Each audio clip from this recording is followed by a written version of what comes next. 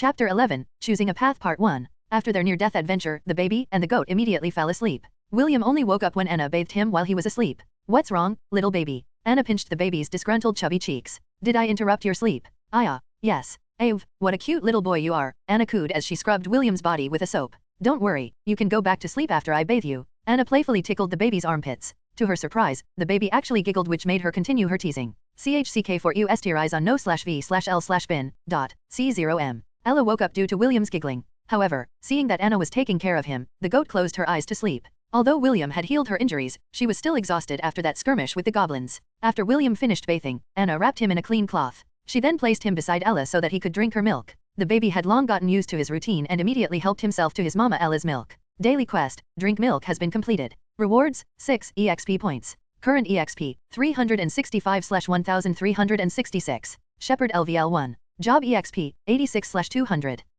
My experience points increased by 1 point. William thought as he looked at the experience points he gained after his daily quest.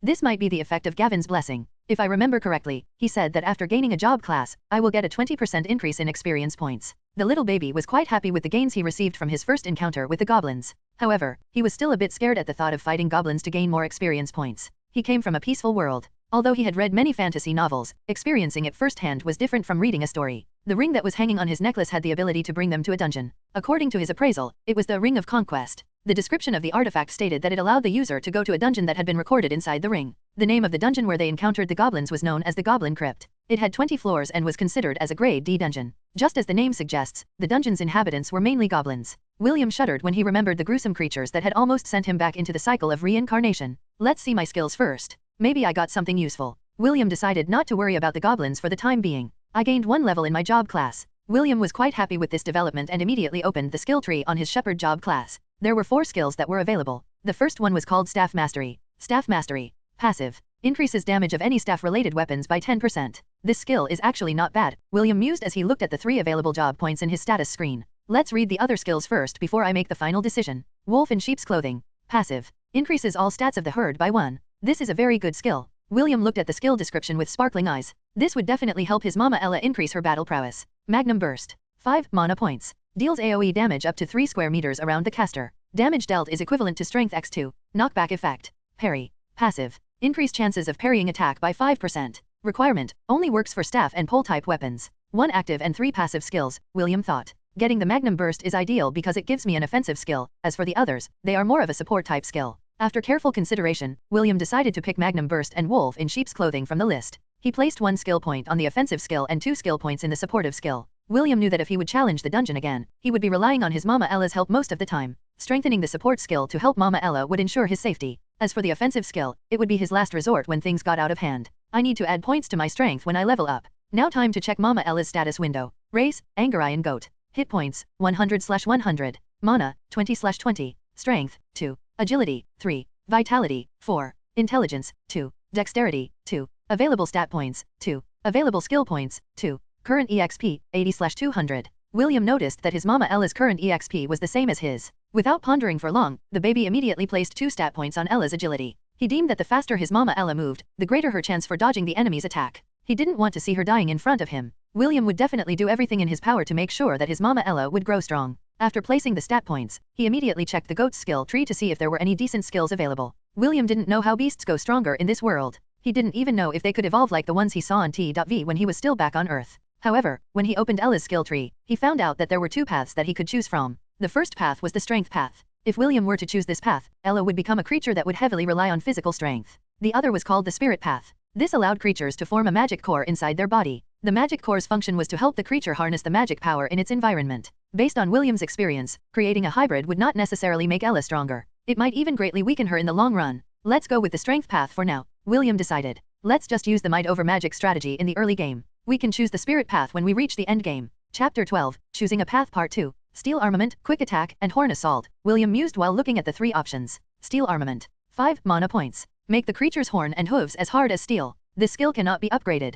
Quick Attack. 5 mana points. Charges at the enemy with incredible speed. The speed of this attack will depend on the agility stat x3. Horn Assault. 5 mana points. Deals a powerful blow to the enemy. May cause the target to flinch. Damage is based on the strength stat x2. William picked the steel armament without a second thought. The horn and hooves were his mama Ella's main weapons. If it were strengthened then it would definitely improve her fighting prowess. Let's put the other point on quick attack for now. I'll get Horn Assault later after Mama Ella increases her level. With this, I am confident that we will be able to handle a one-on-one battle with a goblin. William had seen how Ella handled the 3 injured goblins after he cast the bestow skill on her. Although he wasn't 100% sure, he was confident that Ella wouldn't lose to a goblin if she fought it one-on-one. Even after he made all the necessary preparations, William was still uncertain if he should go back inside the dungeon. At the end of the day, he was still a 1-year-old baby with the mental age of an 18-year-old boy. For William, he could visit the dungeon when he was a bit older and ensure that both he and Ella wouldn't be in any danger. However, the temptation of becoming stronger at such a young age was too hard to resist. I guess I'll discuss this with Mama Ella first. William sighed. If she thinks that it is too dangerous then I'll wait till I grow a few years older before we challenge the dungeon again.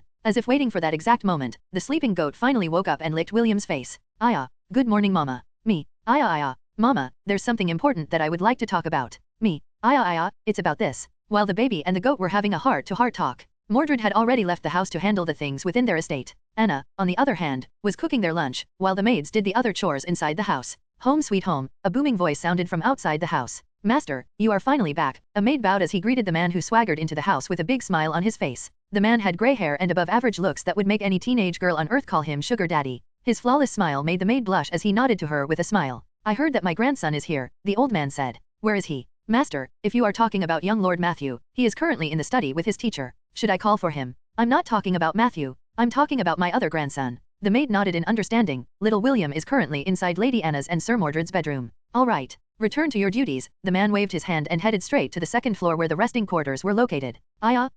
What do you think, Mama? Me. While William was waiting for his Mama Ella's reply, an unknown man burst into the bedroom. Aha, there you are, you little critter. The man laughed as he grabbed William off the carpet and raised him high up in the air. You are definitely my grandson. That red hair and those green eyes of yours remind me of your father and mother. William smacked the unknown man on the face with his little chubby fist, but the latter only laughed. Ha, you are indeed a true Ainsworth. So small and yet so brave. The man nodded in appreciation. Listen to me, little brat. I am your grandpa. Grandpa, say grandpa you updates tnvel/by.com. Aya. Yeah, no, take this. A sprinkle of water splashed on the man's face. William's giggle resounded inside the bedroom as his grandpa looked at him with a complicated expression. After a few seconds, the man roared and joined the baby in his laughter. This was the scene that Anna saw when she returned to the bedroom. Their maid had informed her that her father-in-law had returned from his trip. She was mildly surprised when the old man went to look for William first, instead of looking for her husband, Mordred. Anna covered her lips and chuckled at the funny scene in front of her. Her piss-stained father-in-law was laughing with the giggling baby in his hands. Father, you've finally returned, Anna greeted after recovering her composure.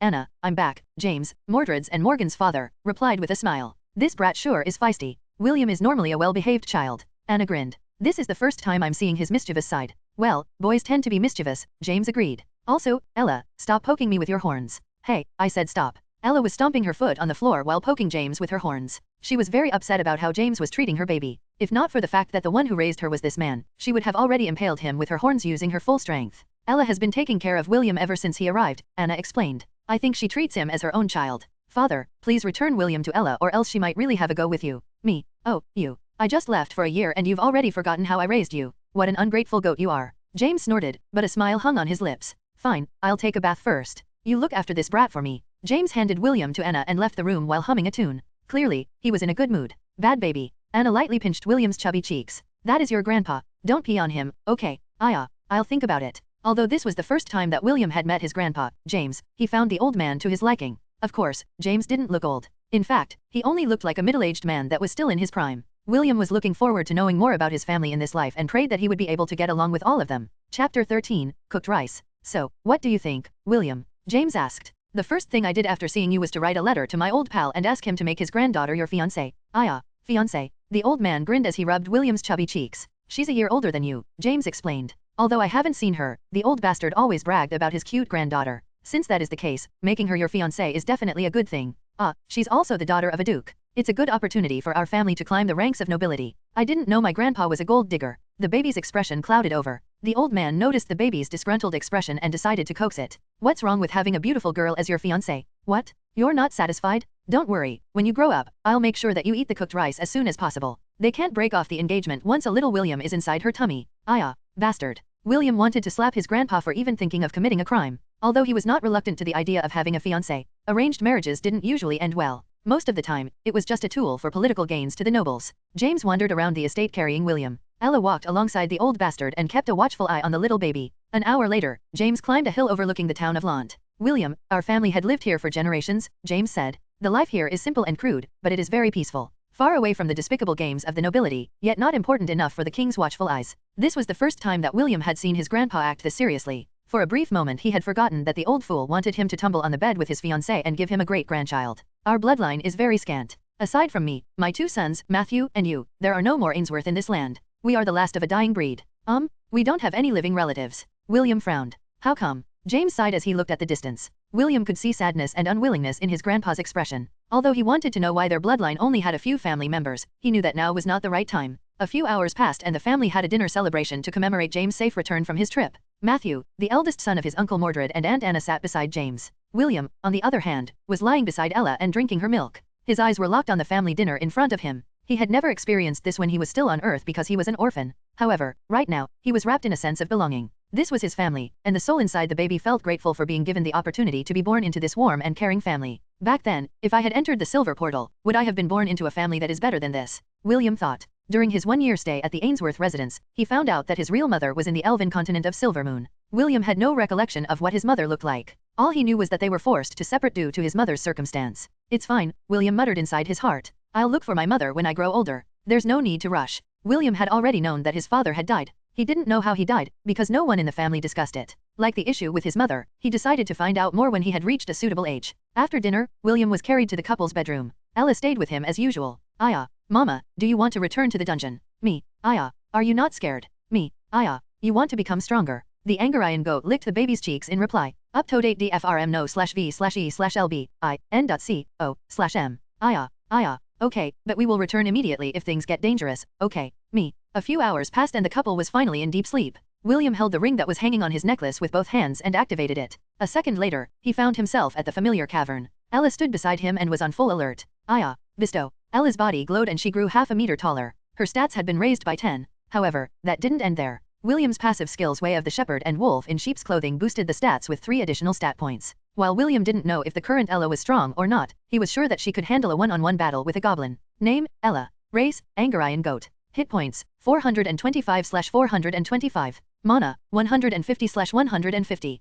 Strength, 2, +13. Agility, 6, +13. Vitality, 4, +13. Intelligence, 2, +13. Dexterity, 2, +13. Aya, Mama, remember our agreement. We will only fight up to 2 goblins at a time, okay, me. The Angarian goat laid down on the ground. William crawled on Ella's back in order to mount her. For some reason, the moment he sat on the goat's back, he felt that he wouldn't be dismounted even if Ella ran at full speed. It was as if the 2 of them had merged into a single entity. It was a strange feeling, but he didn't dislike it. Aya, let's go Mama. Me. The baby and goat pair snuck into the depths of the goblin crypt. William's heart beat wildly inside his chest. Although he was afraid, he was also looking forward to the possibility of becoming one of those protagonists that he had read about in the novels back on Earth. Chapter 14, Cheat Codes. 15 minutes after they arrived in the dungeon, William and Ella found their first target. It was a lone goblin that was currently making a weird dance over a bonfire. For safety reasons, William dismounted Ella's back so the goat could fight without worrying about his safety. Aya, Mama Ella, use steel armament. The goat took a fighting stance and her horns and hooves glittered for a brief moment.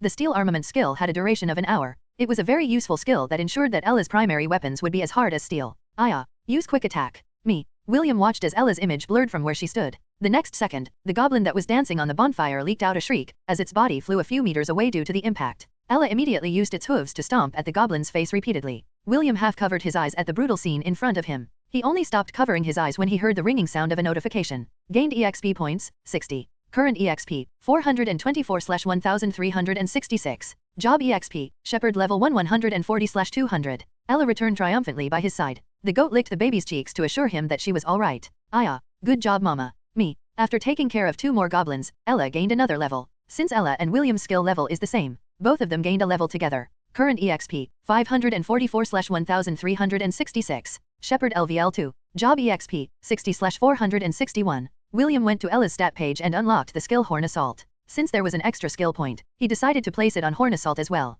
As for the 2 stat points, he decided to place all of them in Ella's agility. His battle plan for Ella was simple. He wanted her to be as nimble as possible for both attack and retreat. Since he had the bestow skill and the wolves in sheep's clothing, he didn't need to worry about adding more points to strength for the time being. William's job level had also increased so he had 3 available stat points in hand. To be honest, he was really thankful for getting the 1 free extra skill point due to Gavin's blessing. He didn't think twice and pooled all of his skill points to Wolf in Sheep's Clothing, giving a massive boost to Ella's stat points. Wolf in Sheep's Clothing 4/10. Passive. Increases all stats of the herd by 4. Strength, 2, plus 17. Agility, 8, plus 17. Vitality, 4, plus 17. Intelligence, 2, plus 17. Dexterity, 2, plus 17. With each extra stat and skill point in hand, William's confidence also grew. He had seen how Ella fought against the goblin and it took her 4 attacks to kill it. The body of the goblin turned into particles of light and disappeared from the dungeon. No dropped loots. William stared at the space where the goblin died. Even the blood had also disappeared as if it was sucked up by the floor of the dungeon. The two continued hunting for goblins. Half an hour passed and they still hadn't encountered any other goblins aside from the one goblin they had fought earlier.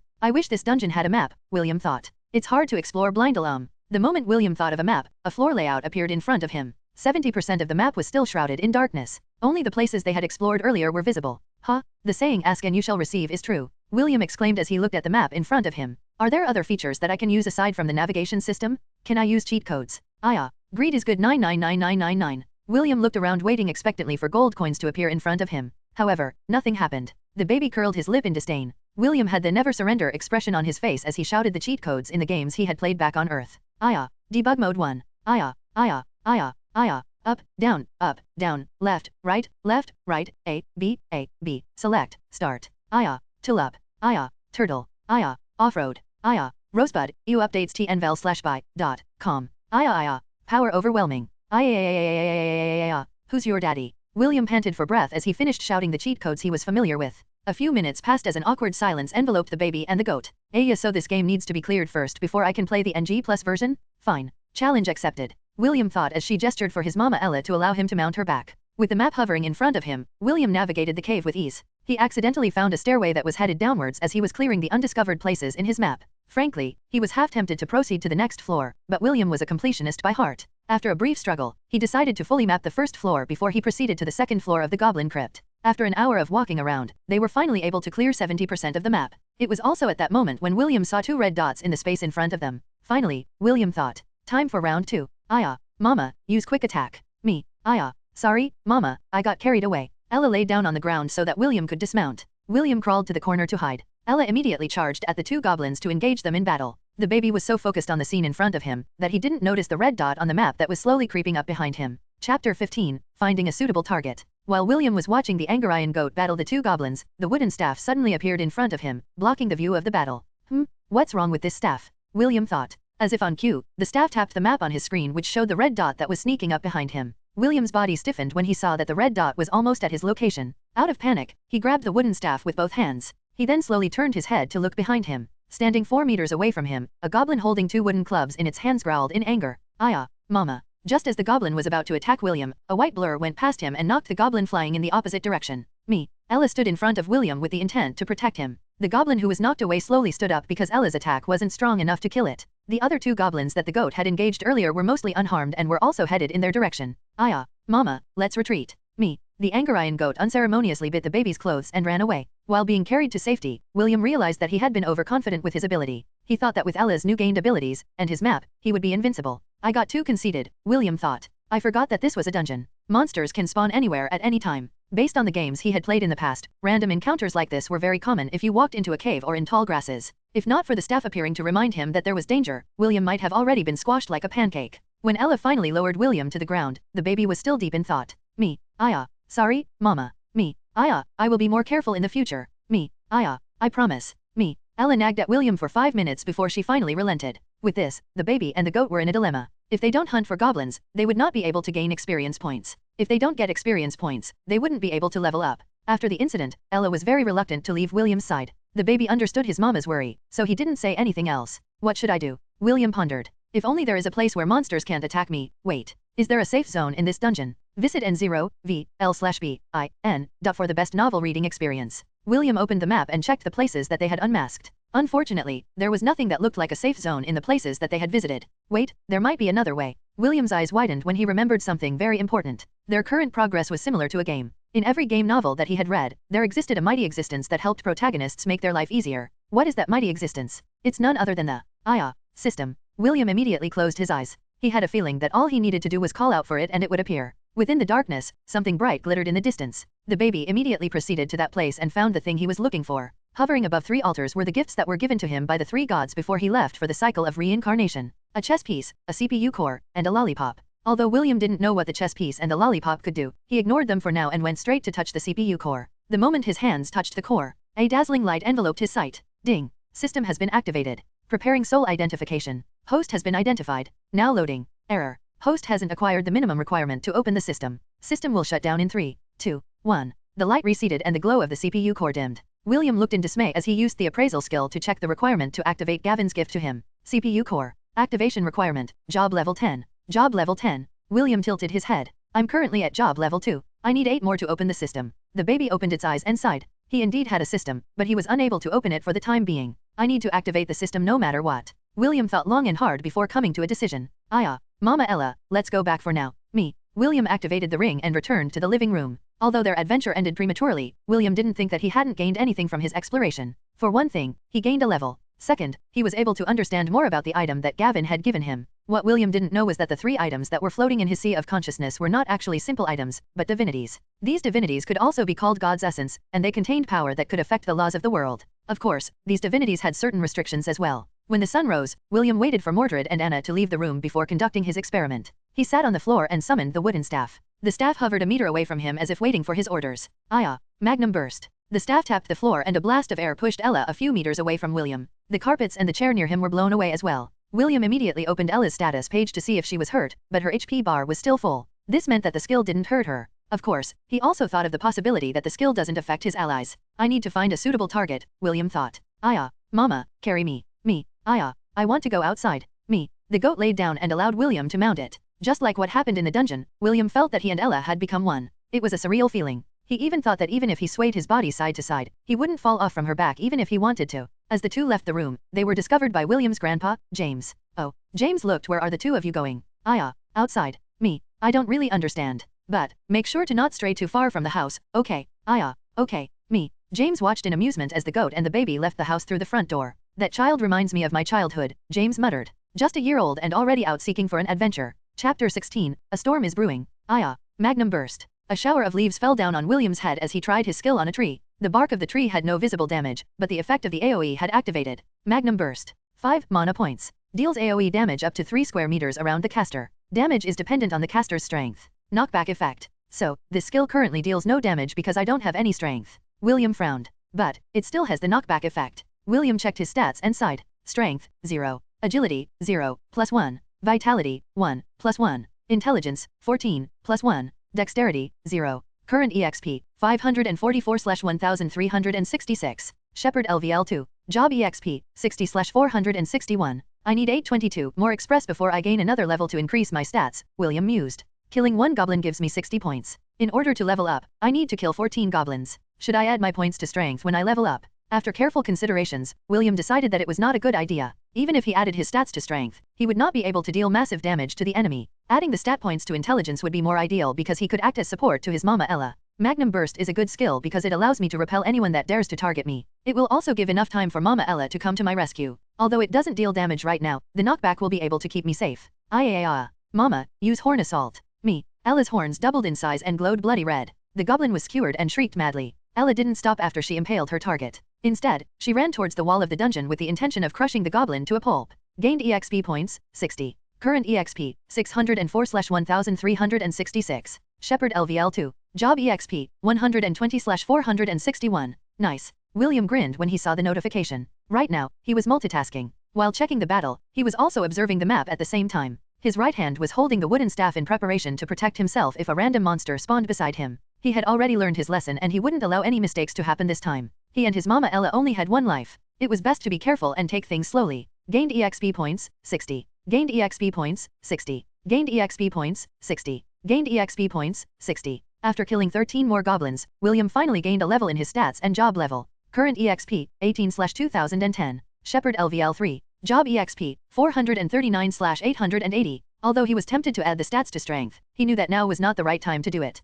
He placed the 3 stat points he gained to int and it made him feel a bit more confident. Strength, 0. Agility, 0, +1. Vitality, 1, +1. Intelligence, 17, +1. Dexterity, 0. After taking care of his stats, William placed all of his available skill points to wolves in sheep's clothing. He knew that this was the safest investment he could make because Ella was the one fighting for him. The stronger she became, the safer he would be. Wolf in sheep's clothing 7/10. Passive. Increases all stats of the herd by 7 points. Now, it's Mama Ella's turn. Strength, 2. Agility, 10. Vitality, 4. Intelligence, 2. Dexterity, 2. Quick attack 2/5. 5 mana points. Charges at the enemy with incredible speed. The speed of this attack will depend on the agility stat x 3.5. Horn Assault 2/10. 5 mana points. Deals a powerful blow to the enemy. May cause the target to flinch. Damage is based on the strength stat x 2.5. With this the first floor has been cleared. William clapped his hands happily. Time to go to the second floor and see what kind of adventure is waiting for us. Ella licked the baby's cheeks. Clearly, she was in a good mood. She could feel herself getting stronger.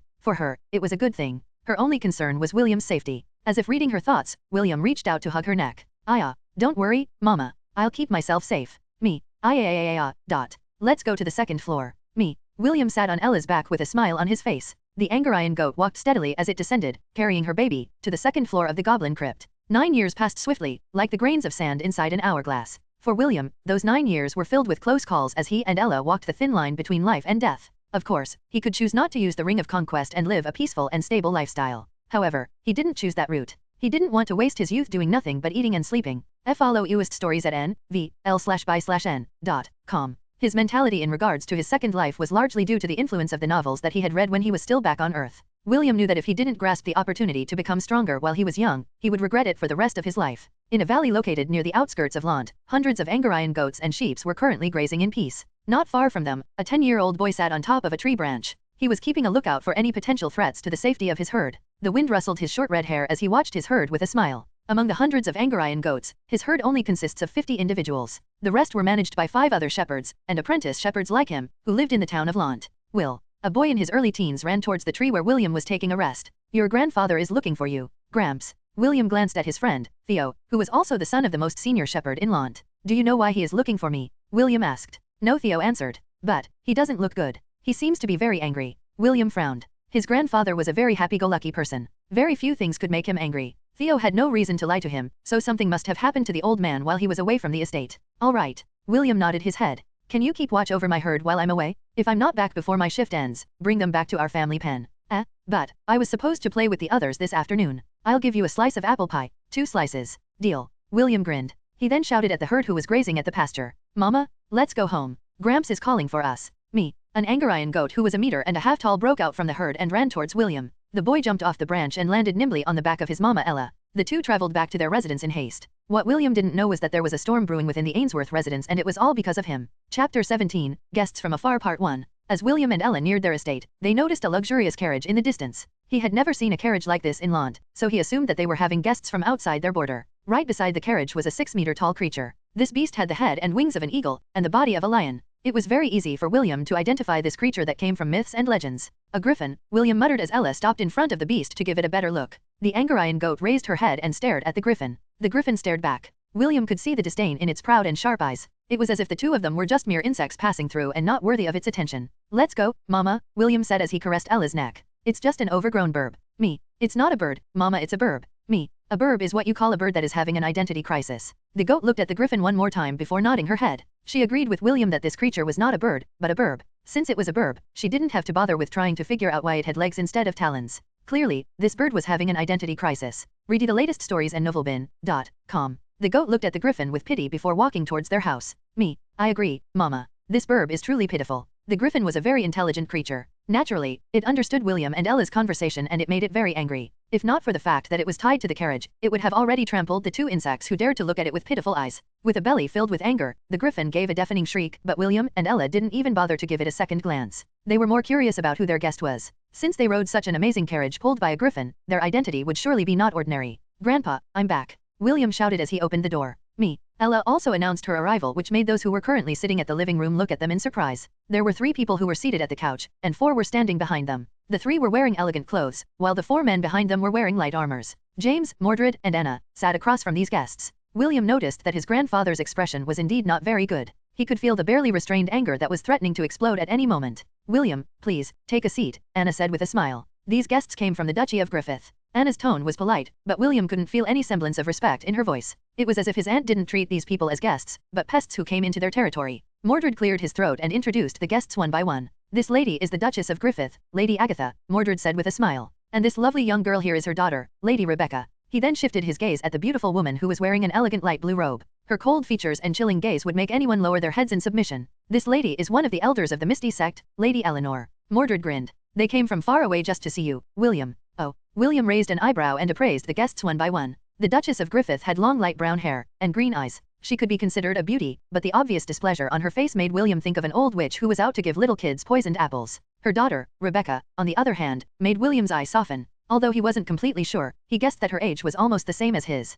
Her short light brown hair that barely reached her shoulders looked as smooth as silk. She had the same light green eyes as her mother's, but compared to the old hag, her eyes were bright and clear. Her cute and adorable lips were poised in a smile that made her already beautiful face very charming. William sighed at the doll-like girl in front of him. He had no doubt in his mind that if he were a Lilicon, he would have already locked her up in his room and treated her like a pet. As for the cold beauty who was staring daggers at him, William didn't even spare her a second glance. Although she was beautiful, the boy could tell that she was the embodiment of bad news. Good day to all of you, William greeted with a smile. My name is William von Ainsworth, Will for short, and the most handsome 10-year-old boy in the central continent. I dare say that you won't find anyone more handsome than me. As for the other boys in the continent, William curled his lip in disdain. All of them can just fight for second place. After William's shameless declaration, the room suddenly became silent. Even the scowling old hag and the cold beauty looked at William with dumbfounded faces. This made the smirk on William's face widen. Clearly, he was very satisfied with this result. The silence was suddenly broken by a boisterous laughter that came from James. Ha ha ha, as expected of my grandson. James clapped his hands. The anger that he had been bottling up completely evaporated into thin air as his eyes turned into crescents. Worthy of being an Ainsworth. William flipped his hair and flashed a dazzling smile. He also gave the little Dalla I know you like me expression. Because he had just come from the pasture, William's clothes were dirty. His face was dusty and his red hair was a mess. Even so, his green eyes that were as clear as emeralds made the little doll, Rebecca, raise an eyebrow in acknowledgement. This should be enough for a first impression, William mused. If I'm not mistaken, this little lowly should be my fiancé. As expected of Gramps, he really did a good job. William found Rebecca to his liking and gave the young girl 2 thumbs up in his heart. The boy knew that, in a few more years, this little doll would grow up to be an outstanding beauty. Marrying someone like her wouldn't be a bad idea, as far as William was concerned. However, before he could even imagine his rose-colored future, the old hag opened her mouth and broke William's daydream. Since you are already here, let us get right down to business, Agatha said in a mocking tone. We came here to break the marriage agreement between my daughter and this unworthy boy who is covered in filth. Chapter 18, Guests from Afar Part 2. How dare you? James erupted in anger. You dare call my grandson unworthy? Father, please calm down. Mordred held his father in a bear hug. He was afraid if the old man really went all out, the Duchess would have her neck ripped off from her body. The guards who were standing behind their employers drew their swords and stood between the two parties. Sorry, Lord Ainsworth, Agatha replied with a light bow. Although I had offended your family, I will not allow my daughter to marry your grandson, even if it was decreed by my husband's father. Where is that bastard? James asked. Bring him here. I want him to explain the reason why he is backing out of our agreement. The old Duke had gone to explore the desert in the south, Agatha replied. I'm afraid that it would be impossible to get in touch with him at this point in time. James laughed in contempt. I see. So, you took the opportunity while he was away to break this engagement. In short, he is not aware of your actions, am I right, Lady Agatha? Yes. The old Duke is not aware of my actions, Agatha admitted. Her stance made it clear that she was not going to back down. She was hell-bent on breaking the marriage agreement while her husband's father was away from their duchy. Good. Good. Good. James glared at the woman in front of her. To think that a little baroness would act like this after marrying a duke. Truly disappointing. So, is your husband in agreement to this as well? My husband shares the same opinion. Agatha raised her chin. The current Duke of Griffith doesn't recognize this arranged marriage. If you want to talk to him then feel free to come to the Dukedom of Griffith. We will be more than happy to give you our hospitality. Hospitality. James sneered. ASL*T like you and that bastard better wash your necks. You want me to come to your duchy? Fine, I will bring the Red Plague along with me when I visit. I want to see just how the two of you are planning to give me your hospitality. Agatha and the cold beauty, Eleanor, from the Misty sect had a sudden change in their expression. They looked at the old man in shock because they knew that he was dead serious. What's wrong? James said in disdain. Scared? You think you and your husband have the authority to break this agreement? As for you, Eleanor of the Misty sect, it seems that you and those old hags in your ice mountain have a lot of free time. Do you also want me to give you a visit? I'm very curious, what kind of hospitality will you give this old man? Agatha's and Eleanor's expressions were very grim. Although the possibility of the Red Plague returning to their kingdom was low, they couldn't deny this possibility. Both of them couldn't afford to pay the consequence if the old man made his threat a reality. Gramps, calm down. William patted his grandfather's arm. You are being rude to our guests. You brat, I'm doing this for you. If there weren't other people around, James would have already grabbed the little prick and spanked his bum to oblivion. Don't worry Gramps, I'll handle this, William said with a smile. Just calm down. I don't want you to get a heart attack. It's just not worth it. And, can you bring Grandpa to his room? I'll take care of our guests for the time being. Anna eyed her nephew with appreciation and nodded her head. Father, let's go. I'm sure that William will be able to deal with these pests our guests. James snorted and left the living room in a huff. Mordred sighed and motioned for his nephew to sit by his side. Seeing that the dangerous situation had died down, the 4 guards sheathed their weapons and stood behind their employers. All right, so you came here to break the marriage agreement. William nodded his head. Can you tell me why? Agatha looked at the boy in front of her in surprise. The way he acted was not that of a 10-year-old. Although she didn't feel like she was talking to an adult, she still thought that the one who was taking the lead in the conversation was not a child. Allow me to answer your question, Eleanor replied. Rebecca is a genius. A genius that is only born once every 200 years. As her master, I can't allow my disciple to marry a nobody. Read the latest stories and novelbin.com. Ah, I see. William nodded his head. Perfectly understandable. Why you agree? Eleanor frowned. You agree that you are not worthy of my disciple. You are mistaken. William shook his head. I understand your reason, but I don't agree with it. However, since you came here to break the marriage agreement due to this reason, you must surely have made sufficient preparations, right? Agatha was starting to feel that the filthy boy in front of her was not as simple as he seemed. His mannerisms, and the way he acted, made her feel that this marriage agreement wasn't a big deal to him. What do you mean made sufficient preparations? Agatha asked. What I mean is, have you prepared your compensation? William smiled. Since you are planning to break the marriage agreement, you should have brought a suitable compensation to make us agree to your demand, right? Mordred, who was listening to his nephew, had a calm expression on his face. However, deep inside, he was very alarmed. William had never acted like this in front of them before, and for a moment, he was unsure if the boy sitting next to him was his real nephew or not. I see. Agatha nodded her head. You want compensation, right? Very well. How much gold do you want? Gold? I'm not interested in gold, William replied. Do you think we are poor? Yes, Agatha thought. You are poor, Eleanor mused. Very poor. Rebecca smiled. Actually, we are very poor. Mordred sighed in his heart, but didn't say anything. He needed to act as if gold wasn't a big deal to him in order to support his nephew in the negotiations. My goodness, where is our manners? William placed his hand over his forehead as if he had completely forgotten something. Aunt Helen, please serve our guests some tea. Here, use these special leaves I picked on my way back home. William shamelessly picked the leaves and grasses that were stuck on his clothes one by one. He didn't even spare the leaves that had fallen on his head while he slept in the valley. As you wish, young master. Helen, the maid of the family, took the leaves with a smile. She then proceeded to the kitchen in order to brew the special tea for their guests. Don't worry, tea will be served shortly. William gave his guests a bright smile. I want to show all of you our hospitality. Mordred averted his gaze and gave a light cough. Although he was poor, he was not shameless enough to serve tea made from the wild grasses that the goats of Lant fed on in the valley. Agatha and Eleanor did their best to keep their disgust from appearing on their faces. They couldn't believe that William actually dared to serve them tea made from wild grass. This was a slap to their faces and it made them seethe in anger. Rebecca, on the other hand, looked at William with amusement. She didn't really care about the marriage agreement and didn't think much of her fiancé. However, the more she looked at William, the more pleasing he became in her eyes. Chapter 19, William's Compromise Part 1. Here you go, young master, Helen said as she served the tea in front of William. Thank you, Aunt Helen, William replied. I promised Theo that I'd give him 2 slices of apple pie. Please, hand it to him when he comes later to return our sheep. Understood. Helen nodded her head and left the living room. William picked up the teacup and took a quick sip before glancing at their guests. Well then, let's get down to business. William smiled. So, what kind of compensation did you prepare in order to bribe our family to break this engagement? Like I said earlier, we don't need gold. We're not poor. Agatha glanced at Eleanor before taking the initiative to start the discussion. Then what do you want? Agatha asked. Treasures, artifacts, William replied. As long as it has value then I'll take it. Eleanor took a small box from her storage ring and showed it to William. In this world, rich and influential people were able to afford these magical artifacts who were able to store items in a separate dimension. According to William's knowledge, the maximum capacity of the best storage ring in the continent was only 2 square meters. Although it made things easier to carry things around, the space was quite limited. Eleanor opened the box and showed its contents to William. This is called the Pill of Growth, Eleanor explained. This is a very expensive pill that is worth 2,000 gold coins. If you agree to break this marriage agreement, I will give this to you. You want me to break the marriage agreement for a pill that is only worth 2,000 gold coins?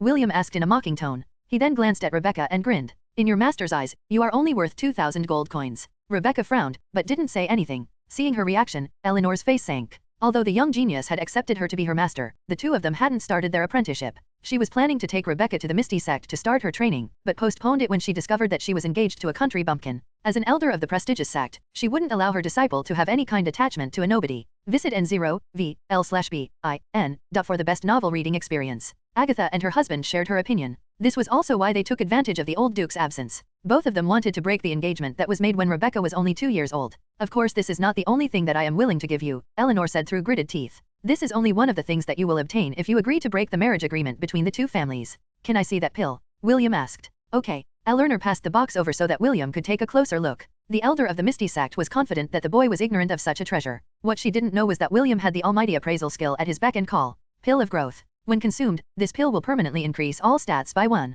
William snorted and unceremoniously made a gesture for his mama Ella to come closer. Mama, this is good stuff. William grinned. Me. Try it, Mama. William placed the pill inside Ella's mouth, which shocked Agatha, Eleanor, and the 4 guards behind them. The Angarian goat chewed the pill and its eyes widened in surprise. Is it good? William asked. Me. Just so-so. Ella nodded her head in confirmation. Although the pill had raised all of her stats by 1, the taste was not satisfactory for her. Why you? What have you done? Eleanor couldn't believe her eyes. The boy actually fed the pill of growth to a goat? What a waste of resources. The 4 guards glared at William. They felt their heart ache because a pill of growth was worth 5,000 sect credits. They had to work for 2 years in order to get enough points to exchange for it at the Misty sect. What's wrong? William asked back. It's just a cheap pill of growth. Don't worry, since I already used it, you can deduct it from the list of compensation items that you are planning to give me. Eleanor's chest heaved up and down in fury. The pill of growth was supposed to be her gift to Rebecca. In order to make the bastard boy agree to annul the marriage agreement, she decided to compromise and give it to him instead. However, seeing him treat her treasure like it was just a piece of candy angered her. Seeing Eleanor's expression, Agatha decided to intervene and picked a treasure from her own storage ring.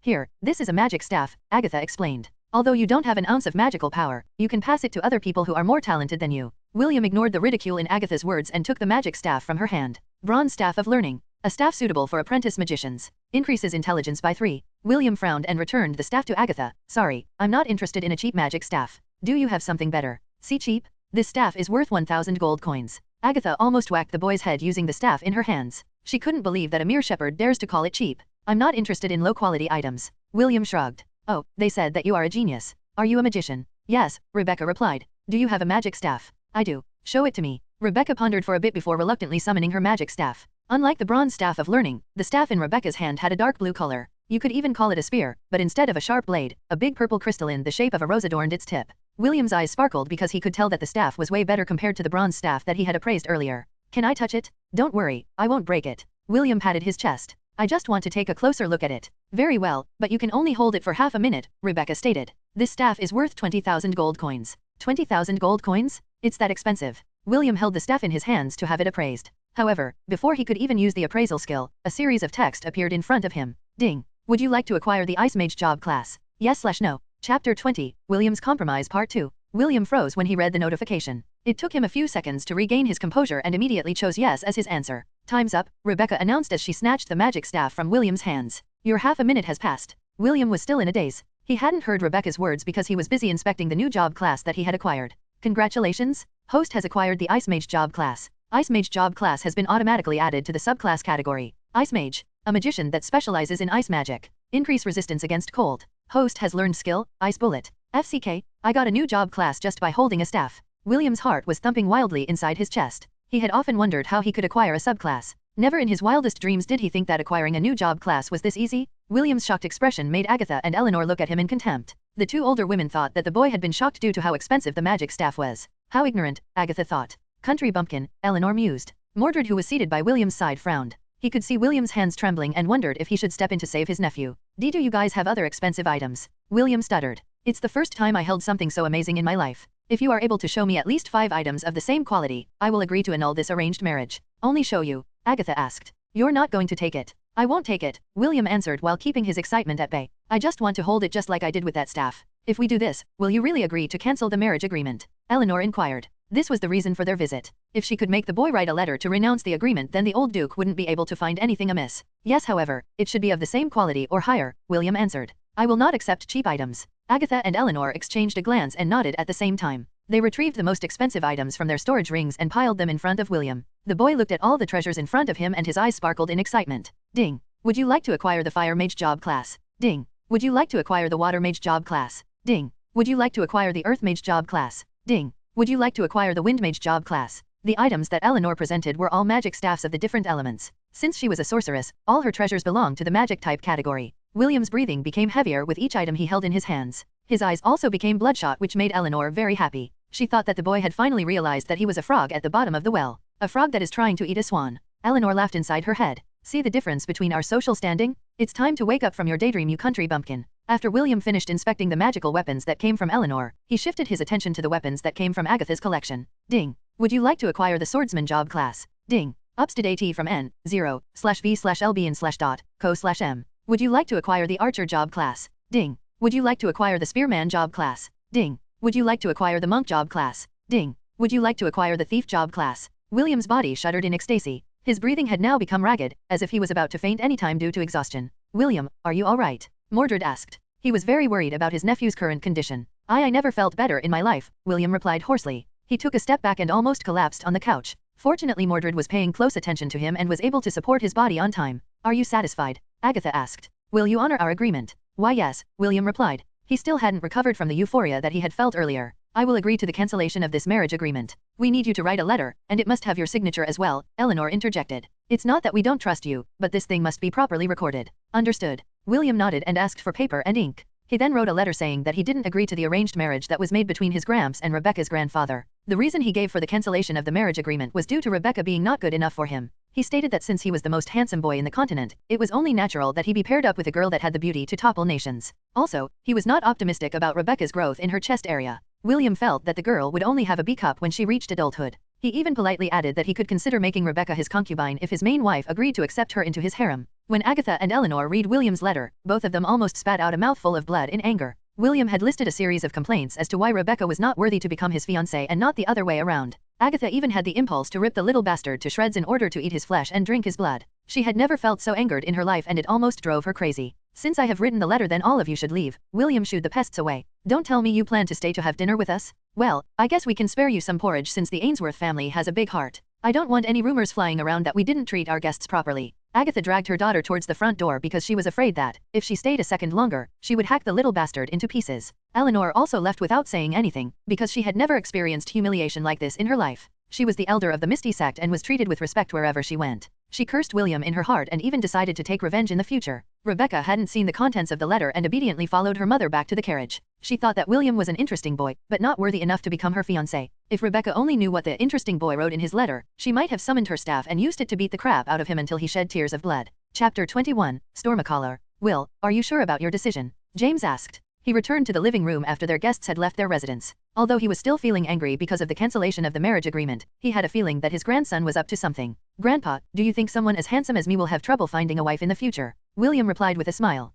Besides, someone as great as me is destined to have many wives. Spoken like a true Ainsworth. James chuckled as he brushed the boy's head. Indeed. I have no doubt in my mind that the ladies will line up to have a chance to become your wives. After all, when I was your age, every girl in the village wanted me to be their future husband. Anna did her best not to roll her eyes on the grandson and grandpa pair. She then turned her head to her husband and whispered in his ears. I've always known that father was a narcissist. However, I didn't expect that William would also grow up to be one. Mordred sighed and sipped his tea. He had long known about this bad habit of his father's and had gotten used to it while growing up. It seemed that being a narcissist was embedded in their genes. HMP, that SL*T and her bastard husband will regret this in the future. James snorted. I bet that old fool will have a heart attack once he hears that it was his family who broke the agreement. James glanced at William who was happily eating a slice of apple pie. He still didn't understand why his grandson asked Agatha and Eleanor to show him rare weapons. Those weapons would usually cost over 1,000 gold coins if they were sold in a weapon shop.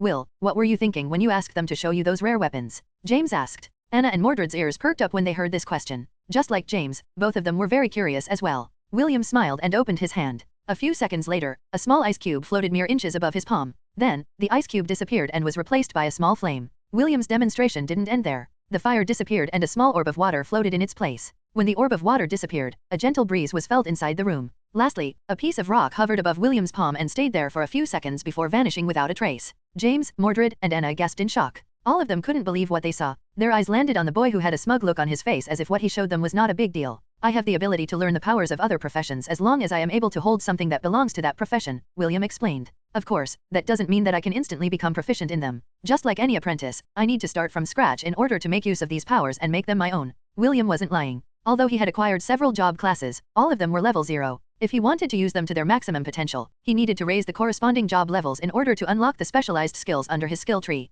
Do you have an affinity with lightning? James stuttered. Affinity? No, I don't have any affinity with any element, William explained. However, if I hold an artifact or weapon that is related to a particular profession, it is very possible for me to learn that profession. James and Mordred glanced at each other before the older one left the room in a hurry. William, you shouldn't tell this to anyone, Mordred advised. You must keep this as a secret. Uncle, the only reason why I told everyone my ability is because everyone present here is a family member. William smiled. If I can't even trust my own family, then whom should I trust? William took a risk when he showed everyone his ability. However, he believed that all of them would keep it as a secret. He never had a family in his past life. As an orphan, he never understood what it was like to have a family. This was also why he decided to divulge his ability. He was willing to put his trust to the Ainsworth family. Although it was a reckless move on his part, he had a feeling that this was the right thing to do. Will, thank you for your trust. Mordred felt touched by his nephew's sincerity.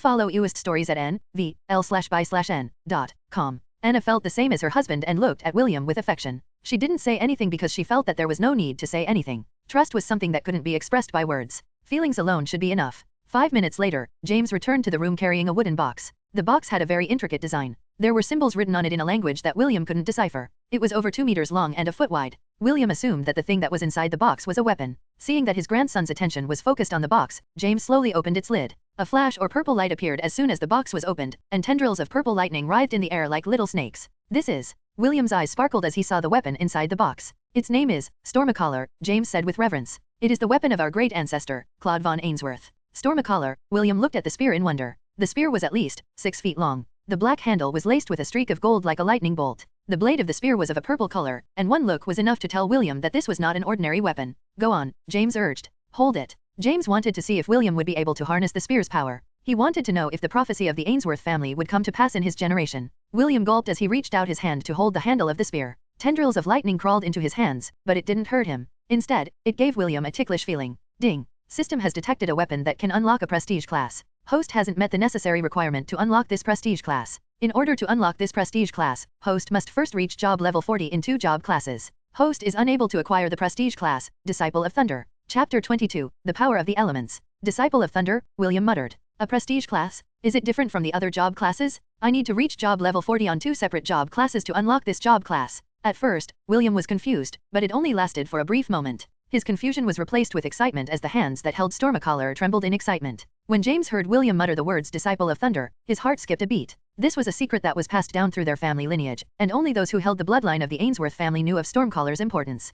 How is it? James asked. His voice was shaking in fear and excitement. William took a few deep breaths in order to calm himself. He then looked at his grandfather with sparkling eyes as if he found a wonderful toy. Those who are able to wield this spear will be able to gain a profession called Disciple of Thunder, William answered honestly. However, I am unable to learn this profession for the time being. For the time being? Mordred inquired. Meaning, you can learn it in the future. Yes, William admitted. At most, I need 2 to 3 years in order to reach the minimum requirements. Only 2 to 3 years? That's good. James clenched his fist as a big grin appeared on his face. Then, from now on, this spear is yours. Really? William gasped. Thank you, Grandpa. Ha ha ha. James patted William's shoulder. There's no need to thank me. However, there is something important that I must tell you. Please, sit down. William obeyed and sat on the couch. James sat beside him and looked at his grandson with a complicated gaze. Let me tell you something about the power of elements, James said after organizing his thoughts. Power of elements? William asked. Yes. James nodded his head. You can ask me questions later. Let me finish my explanation first. William sat properly and stared at his grandpa with a serious expression.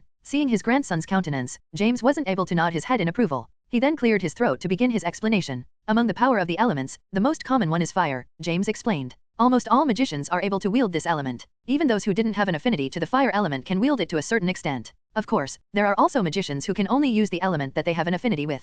Long story short, the most common element that a magician can use is fire. The second one is earth. Those who are able to use the earth element are sought after by many people. Why? Because it allows them to build things. James paused to allow William to understand his lecture. Castle walls, bridges, houses, and other structures can be made using the power of the earth. It is also a very stable element that is mostly used for defense. Among all the elements, earth is the sturdiest of them all. Then we have wind. This element is mostly used by the elves. You can even say that every elf was born with an affinity for the wind element. Of course, some of them were also blessed with life and light magic, but we will talk about that at a later time. Wind can be gentle as a breeze and be sharp as a blade. It allows those who wield it the power of flight. Of course, if you reach a certain level of expertise, you will also be able to fly freely in the sky. The next is water. Water is the element of life. Just like the air we breathe, we need it in order to live. This element can be as peaceful as a still lake, or as violent as a tsunami. If you meet anyone with an affinity to water magic, you'd better treat them kindly. They are the most supportive friends, and the most viscous of enemies. If you can't befriend them, make sure that you don't offend them. James chuckled. Your grandma is a sage that specializes in water magic. She's the most wonderful woman I have met in my life. James' lips trembled when he remembered his late wife. William could see the change in his grandpa's expression, so he held the old man's hands to give him his support. Don't worry. She's now in a better place and watching over us. James smiled then continued his explanation. All the other existing elements in the world branch out from the 4 basic elements of fire, earth, wind, and water. Naturally there are exceptions to this rule which include space, time, light, and darkness magic. Ice magic is a branch of water magic. Some powers are made from the combination of 2 or more elements. However, among these, there is one special element that stands above all and that is lightning magic. Read lat stch ders on n/v//l, b, I, dot, cm. A magic that stands above all. William asked. Don't tell me. James smirked. Lightning magic was said to be the power wielded by heroes. Anyone who was able to learn this magic would be sought out by the powers in the continent and raised with the utmost care. Naturally, there are also factions who hate these so-called heroes and among them is the demon race. After all, the first heroes were summoned in order to defeat the demon lords who terrorized the land, more than a few thousand years ago. Of course, the most famous of them all was none other than our ancestor, Claude von Ainsworth. With Stormacaller in his hand, he called out the heavenly lightning to purify the land from the corruption of the demon race. Since then, the demons had gone above and beyond to assassinate anyone who wields the lightning element. So, you little brat, make sure to not use this power lightly. The moment this power was brought to light, will be the same moment that your life will change forever. Remember this and remember it well. I understand. William nodded his head. Grandpa, I will not use this power lightly. As long as you understand, then it's good. James patted the boy's head. The ring on your necklace is also a storage ring. You can store our family's heirloom inside it, but you have to promise me that you will keep it safe. I promise, Grandpa. William patted his chest. As long as I'm alive, no one will be able to touch our family's priceless treasure. Chapter 23, Troll Warrior with Steroids. Ice Bullet. A concentrated ball of ice the size of a baseball ball flew towards the goblin warrior's head. The impact made it shriek in pain, but it was not enough to kill it. 2 more ice bullets collided with the goblin's body before it died, turning into particles of light. Gained EXP points, 240. Current EXP, 4,320/91,207. Shepherd LVL 28. Current job EXP, 2,400/91,207. So this is what casting magic is like, William mused. Amazing. William was so excited to test out his newly acquired job classes that he went straight to his room along with his mama Ella to challenge the goblin crypt. After doing a few rounds of casting his ice bullet, the young boy finally got the hang of using his new ability. However, after the excitement faded, he discovered something problematic. How come my experience points in my Ice Mage class aren't increasing? What gives? William muttered. System, hello, can you help? What would the host like to know? It's about my Ice Mage subclass. It's not getting any experience points. Can you tell me why this is happening? After William increased his job level to 10, the requirement to activate the other functions of the CPU core became accessible to him. The AI was unlocked and was able to answer most of William's questions. Although the communication wasn't as lively as that of a living person, William was still happy because the system had done a good job in answering some of his questions for the past 9 years. Host, you will need to set how the experience points are distributed. Right now, the experience points setting is set to default. This means that all the job experience goes straight to your main class, which is Shepherd job class. I see. William nodded in understanding. How can I change the settings? You just need to tell me what kind of distribution you wanted for the 2 job classes. You have 2 options. The first option is to split the experience points equally, 50/50ths, to both Shepherd and Ice Mage job classes. The second option is to pool all your experience points in your subclass Ice Mage in order to increase its level at a faster rate. I understand. For now, pool all the experience points in my Ice Mage job class, William ordered. Order received. Experience points settings has been successfully changed. Thank you, system, William said with a smile. Although William thanked the system, he didn't get any reply from it. The system only responded to inquiries and commands, and William had already gotten used to its character. William was currently on the 7th floor of the Goblin Crypt. On this floor, Goblin Warriors, Goblin Marksmen, and Goblin Vanguards thrived. These 3 types of goblins were the stronger versions of the goblins that roamed the first 5 levels of the Goblin Crypt. A few years ago, William thought that he would be able to increase his level exponentially by going deeper into the dungeon. This was a mistake on his part because the deeper he explored, the fiercer the monsters became. Not only that, most of the goblins formed a pack of 5 to 6 individuals, which made hunting them harder. William was forced to return to the upper floors because it was too dangerous for him and Ella to fight at that level of difficulty. As the years went by, the two became better at fighting side by side. They were also able to memorize the fight patterns of the goblins, which made their hunt easier. It was only when William reached the age of 8 years old that they managed to reach the 9th floor of the dungeon. When he turned 9 years old, he managed to step on the 10th floor. However, William didn't dare to enter the gates of the boss room. He didn't know if he would be able to activate the ring inside the boss domain to escape if they discovered that the boss was too powerful for the 2 of them. William had the mindset that it was better to be overleveled than underleveled when fighting a boss monster. This was why he spent his days fighting on the 7th up to the 10th floor every time he dove into the dungeon. He also made a surprising discovery in regards to the passage of time inside the dungeon. A day inside the Goblin Crypt is equivalent to an hour in the outside world. Each day, William was only able to stay for 3 days inside the dungeon before he was forcefully thrown out by an unknown power. Because of this, William made it a point to maximize his exploration time and stayed in the dungeon for 3 days each time he activated the Ring of Conquest. After a day of exploration, William was able to raise his Ice Mage class to level 7. He also gained additional status points which made him very happy. Current EXP, 10,535/91,207. Ice Mage LVL 7. Current job EXP, 185/6,197. Among the skills that appeared in the Ice Mage skill tree, William chose 2 skills to prioritize first. One of them was mana regeneration, which increased the speed of mana recovery. William didn't bat an eye and raised the skill to its max level, which was level 10. Mana regeneration 10/10. Passive. Increases mana regeneration by 100%. The other skill William chose was Ice Armor. Ice Armor 10/10. Follow UST stories at nvl/by/n.com. 5 mana points. Surround yourself in a barrier of ice that reduces damage from melee and projectile attacks by 30%.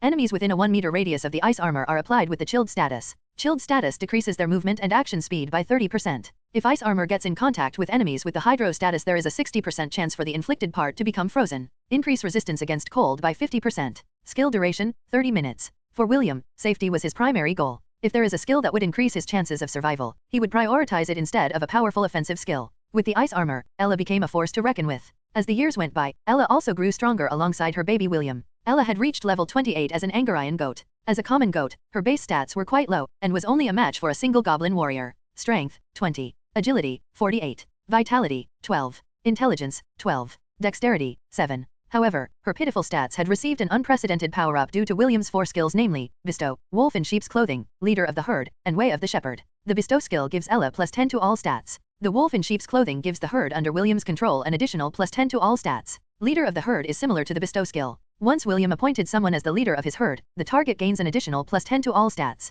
But that is not all. The Way of the Shepherd gives another 20% increase to the stats of all the herd under William's control, which made Ella a beast that could trample a dozen goblins with ease. Her final stats with all of William's skills applied to her were Strength, 20, plus 40, Agility, 48, plus 46, Vitality, 12, plus 38, Intelligence, 12, plus 38, Dexterity, 7, plus 37. Ella's boosted stats made her as powerful as a troll warrior with steroids. Simply put, she was a goat that could hit as hard as a wrecking ball. She was a cheat born from William's desire to get stronger. You can even say that William had done everything in his power to ensure that his mama Ella wouldn't get hurt during their battles. With the addition of the ice armor, William could simply drink tea and eat apple pies, while his mama Ella cleared floor 7 up to floor 10 with ease. Chapter 24, First Boss Fight. We've come a long way, Mama, William said as he stared at the bronze gate in front of him. We have done everything in our power to prepare for this day. It's time to take that final step to the unknown.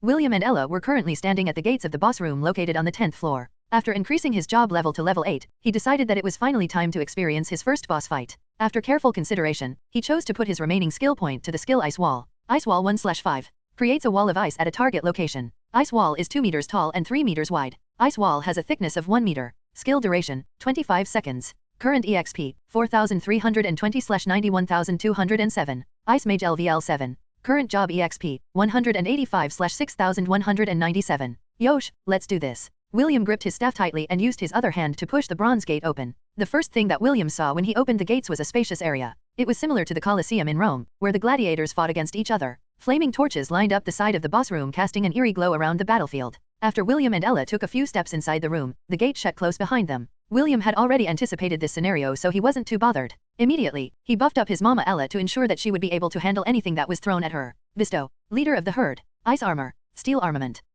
Ella pawed the ground and prepared herself to battle. She stood 1.5 meters tall and her horns glowed bloody red. William stood at the edge of the arena. He also readied himself for the appearance of the boss. A ferocious growl reverberated inside the room as a 2-meter-tall goblin jumped off a platform at the back of the Colosseum. It was covered in leather armor and equipped with a sword and shield. William used his appraisal skill to identify their foe. Hobgoblin Leader. After countless evolutions, the goblin race has finally given birth to a leader. The hobgoblin is born from the goblin race's desire to grow stronger. A hobgoblin leader is born to lead the hobgoblins to battle. William had often wondered why his appraisal skill doesn't work the same way as those in the novels. Usually, when one used the appraisal skill, they would be able to see the complete stats of the people and the monsters around them. He had tested his appraisal skill numerous times in the past, but there had been no improvement since then. The only stats he could see were his own and Ella's. After reading the description of the hobgoblin leader, William narrowed his eyes and focused his attention on the hobgoblin in front of him. After the hobgoblin let loose another mighty roar, 4 goblin warriors and 2 goblin marksmen appeared on the battlefield. Mama, take care of the hobgoblin leader, I'll handle the rest, William ordered. Ella stomped her foot and charged forward. She used her quick attack skill and rammed herself at the hobgoblin. As if expecting her assault, the hobgoblin raised its shield and blocked her attack. However, Ella's attack was strong enough to push it back a few meters from where it stood. The hobgoblin roared and gave its order to its subordinates. Instead of ganging up on Ella, the subordinates charged at William. The 2 goblin marksmen released their arrows, while the 4 goblin warriors closed the gap between them and their target. Ice Wall. A pillar of ice appeared in front of William, which immediately neutralized the 2 arrows. During that brief exchange, the goblin warriors managed to close the distance by 10 meters. William was currently multitasking. He was looking at his map, while observing his surroundings. The goblin warriors split up and attacked William on his left and right sides. Their swords were poised to strike, but William had long been ready to intercept them. Ice Wall. Magnum Burst. William placed an ice wall at his left and slammed his staff at his right. The 2 goblin warriors got knocked back due to the impact and suffered minor injuries. The L-shaped ice wall offered enough protection for William to defend on one side without worrying about getting a sneak attack from behind. Although he was not as strong as Ella, he had gained enough battle experience to face these lower-tiered goblins in melee combat. As long as he wasn't facing a hobgoblin, William was confident that he could hold his ground until Ella had finished dealing with the hobgoblin leader. Ice Bullet. Ice Bullet. Ice Bullet. Ice Bullet. Ice Bullet. Ice Bullet. William's spittle flew in the air as he fired a barrage of ice bullets at his enemies. Damn, I better learn instant cast or chantless cast soon, William thought. Saying the spell consecutively is harder than I thought it would be. Shrieks filled with pain and anger echoed inside the boss room as the goblins became enraged. They made a wild charge towards William, not caring whether they lived or died. William gripped his staff and swung it forward. Magnum burst. The goblins flew in the air with blood spilling from their mouths. William fired another barrage of ice bullets which turned the goblins into particles of light. Last two, William grinned as he removed the ice wall in front of him. The two goblin archers had chosen to support the hobgoblin leader after their failed attempt to snipe William. Ella dodged their arrows with ease because she had already experienced it countless times before. She was used to fighting against a group of monsters, and her battle instincts had been polished to near perfection. Since the two goblins' attention was focused on Ella, they didn't notice two ice bullets flying in their direction. Only when the spell had slammed into their faces did they realize that there was still one more enemy in the room. Naturally, William didn't give them any chance to recover and fired 4 more ice bullets to end their lives. After dealing with the small fries, William gazed at the two combatants that were duking it out at the corner of the Colosseum. The hobgoblin leader's shield had already been broken to pieces, and its body was already dyed in blood. With one final charge, Ella used her horn assault and successfully pierced through the stomach of the hobgoblin leader. She didn't stop her charge and used her signature move Wall Slam to end the battle. The hobgoblin's lifeless hand fell to its side and turned into particles of light. The battle had ended and the boss room was bathed in white light. EXP gained, 12,000. Current EXP, 16,320/91,207. Ice Mage LVL 8. Current job EXP, 5,988/7,615. After the light receded, a bronze treasure chest appeared at the center of the arena. William ignored it and ran straight towards his mama Ella to check if she was injured during the battle. Both of them gained a level after their first boss fight, but for them, that wasn't too important. What was important was that both of them were safe. Me. Ella bleated proudly as if to announce that it was an easy win for her. William smiled and lovingly hugged his mama Ella's neck. Thank God, you're safe, mama. Me. The goat closed its eyes and rested its chin on William's shoulder. William caressed Ella's back while casting first aid 5 times. Ella had received a few minor bruises during her clash with the hobgoblin, and those same bruises disappeared after William used first aid on her. 5 minutes later, William and Ella stood in front of the bronze treasure chest. I wonder what's inside. I hope it's gold. William grinned as he opened the lid. William and Ella peeked inside the chest to see what was inside. Lying at the bottom of the chest was a pair of boots. What a coincidence, I need a new pair of boots. William grinned as he picked up the boots from the chest. This came at the right time. Now, let me use my appraisal skill. Windborne boots. Wear light on your feet, go strong in your life. Agility +3. Very nice. William was pleasantly surprised when he found out that the boots were enchanted. For him, every single stat matters. He had received similar equipment from the chests that littered the lower floors. However, a chest appearing in the lower floors was a very rare event. In the past 9 years, he had only found 3 chests, and those 3 chests provided him with 3 accessories that he had worn to this day. Ring of the Goblin Warrior, STR +2. Ring of the Goblin Vanguard, VIT +2. Amulet of the Wise, in +2. Now, with the addition of the Windborne boots, William had 4 enchanted items that increased his stats. Let's go back, Mama, William said after replacing his old boots with the Windborne boots. The boy felt very happy and the anxiety in his heart finally disappeared. The boss fight went better than he expected. He also praised himself for not rushing to challenge the boss a year ago. Although the possibility of winning against the boss existed, the chances of getting injured was greater. Only 2 hours had passed in the real world when William and Ella reappeared in the boy's bedroom. Instead of lying in his bed, William laid on the carpet and hugged his mama Ella to sleep. Follow Ewist stories at nvl/by/n.com. He had long gotten used to sleeping in her embrace. The Angarian goat felt the same as him. She had long regarded William as her own child. Soon, the two of them fell asleep. Unknown to William, James sat cross-legged just outside his door. The moment the two of them disappeared from the bedroom, James had felt the fluctuations in the air. He hurriedly went inside William's bedroom to check on him and found no one. With a look of understanding, James left the room and sat in vigil outside his grandson's door. He didn't stir even when he felt William's and Ella's presence return inside the room. Only when the two were sound asleep did he go back to his own room to rest. Chapter 25, Wolftide Part 1. William sat on Ella's back as he led the goats towards the pasture in the valley. He was currently pondering the path that he wanted to take in the future. After experiencing the power of having 2 job classes, the boy wanted to do an experiment and change his subclass. For some reason, he was unable to change his main job class. According to the system, the first job class that he learned would be his permanent main class till the end of time, meaning, he couldn't swap the shepherd job class for any other classes. Although he was disappointed, William thought that having the shepherd job class was also good. After all, if not for having acquired it at the crucial moment, he would be already on his way to his second reincarnation. Still, now I understand how hard it is to have multiple job classes, William thought. It takes time to level up a job class to reach level 40. According to the system, the prestige classes would only be unlocked once William managed to reach level 40 on 2 job classes. What did this mean? It meant that for the archer class to change professions to a hunter, ranger, scout, tracker, or any of its advanced job classes, it first needed to reach job level 40. It took William 9 years to upgrade his shepherd job class to level 28. Of course, the slow leveling process was due to him being cautious. Low-tiered monsters didn't give much experience points, so his level advancement was limited. Even so, William didn't regret his decision to accumulate enough stats and skills before challenging his first boss fight. In most games, it was better to be overleveled than underleveled when fighting boss monsters. William didn't want to regret anything, because if ever that time came, it would be too late for regrets.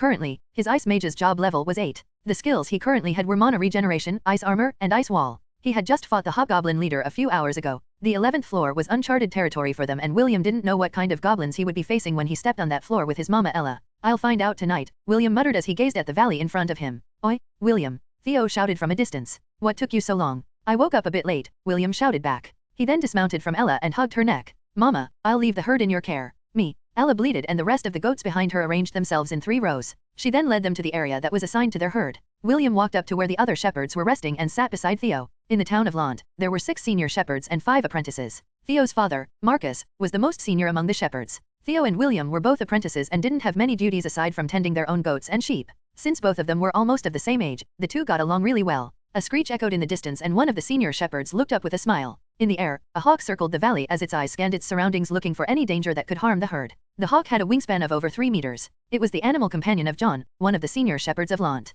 Its name was Blitz. The coast is clear, I guess this will be another peaceful day in the valley, John said with a smile. Peace is always a good thing, Marcus replied as he gazed in the distance. A wild boar was lying beside him. This was Marcus' animal companion and its name was Thunder. True, John admitted. He then looked at the kids who were lazing around under the shade of trees. When his gaze landed on William, a look of surprise appeared on his face. Marcus followed John's gaze. As his gaze fell upon the boy who was laughing with his son, a smile appeared on his face. Well.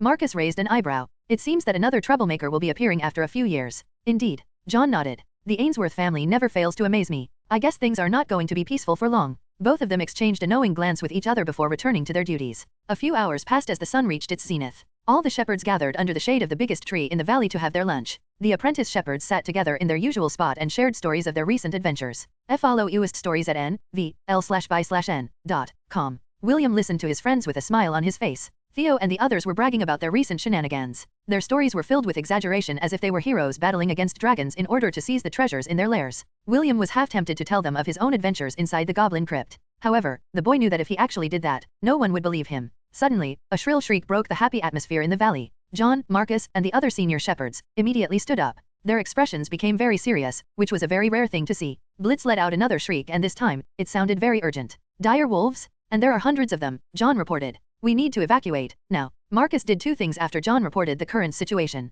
The first thing he did was to throw a black ball towards the sky. The black ball exploded and 2 black intersecting swords appeared in the sky above the valley. The second thing he did was to take out a small steel whistle. He blew on it which caused the grazing herds to raise their heads in attention. Thunder, round them up. Marcus ordered. The wild boar grunted and ran towards the sheep and goats in the distance. It gave a long and shrill squeal. As if hearing a royal decree, the sheep trotted towards their direction in haste. Ava, get the kids back to the village, Marcus ordered. The rest will bring up the rear. Ava, the only lady among the senior shepherds, immediately issued her orders. Theo, William, and the rest of you brats, come with me. But, what about our herds? Theo asked. What's going on? A wolf tide is upon us, Ava explained. We need to hurry. We don't have much time. Mama Ella. William shouted. We are going back to the town. Call the herd back. Me. Ella bleated and the herd under her command ran alongside her. Theo and the other apprentices looked at this scene with amazement. Even Ava was surprised at William's mastery over his herd. William didn't stand idly and ran towards Ella. He immediately mounted her back and both of them stood at the rear of their wards. Ava snapped out of her daze and ordered the kids to run as fast as they could.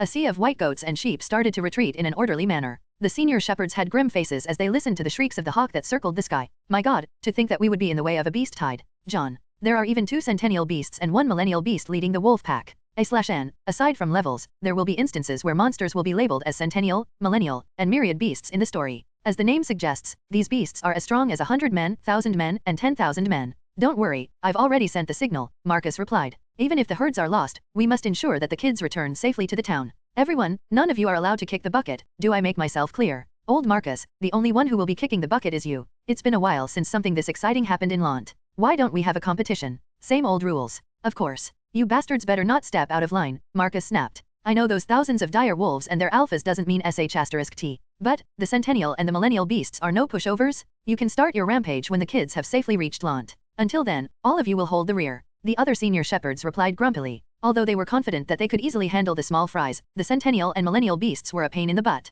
In truth, none of them were confident that they would be able to survive this battle. They were merely boosting each other's morale so that they could buy enough time for the children to escape. In order to deal with the wolf tide, they needed more people. If the others from the village would arrive on time then they would be able to survive this disaster. William kept gazing behind him. Since he was safely mounted on Ella's back, he was sure that his safety was assured. However, Ava, Theo, and the other shepherds were running on foot. William decided to stay with them and help if the need arose. A long shriek reverberated in the valley as Blitz dodged a lightning bolt that was shot in its direction. The hawk uttered a shriek of defiance as its mighty figure hovered in the air. William shifted his attention back to the valley. With the eagle eye skill, his vision was able to see farther than the average person. It was then when he saw a black tide appear at the east end of the valley. The speed of the raging tide was quite fast, and William knew that it was only a matter of time before it overtook them. William saw thousands of 2-meter-tall dire wolves, with black fur and bloodshot eyes running towards their direction. Theo and the other kids' faces went pale at the sight of the approaching tide of death. Their legs suddenly sprang to life as they ran for their lives. "Hold the rear," Marcus ordered. He was mounted on top of the wild boar, Thunder, as he issued orders one after the other. "Our priority is to reach the town.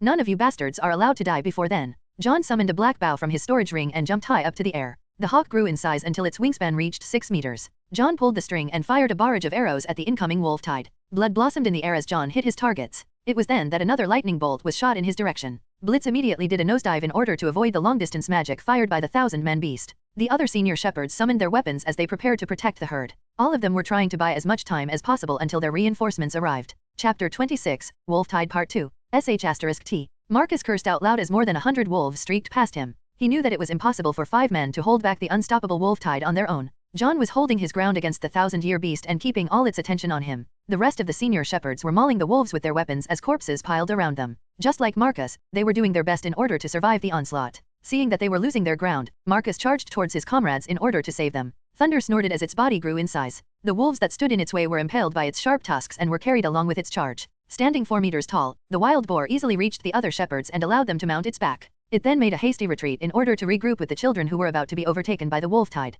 Ice armor, ice armor, ice armor, ice armor, ice armor, ice armor, ice armor. A shroud of blue mist surrounded William, Ella, Ava, Theo, and the rest of the children. William could see the wolves closing in on them and decided to prepare for the inevitable battle. Ava summoned 2 short swords and prepared to stand her ground. Wind blades circled around her as she floated in the air. "I'll buy you kids some time," Ava announced. "William, I leave the rest to you. I'll do my best." William nodded his head. "Don't die, Aunt Ava." "Silly boy, these are just wolf pups. How can they possibly kill me? Stop dawdling and go," Ava ordered. The kids nodded their heads and made a wild dash towards the forest. This was the last hurdle they had to pass before they reached the main road leading towards the town of Lant. Ava knew that it would be a miracle if the kids could escape the forest unharmed. Gripping her weapons, she increased the number of wind blades around her. She would buy as much time as she could. As for whether the kids would survive or not, she could only pray to the gods for their mercy. William also knew that it would be impossible for them to escape the forest with their speed. Out of desperation, an idea suddenly popped inside the boy's head. "Theo, take the others and climb that tree," William ordered. "Make sure to go as high as you can and don't make any sound." The kids were surprised at first, but they were not stupid.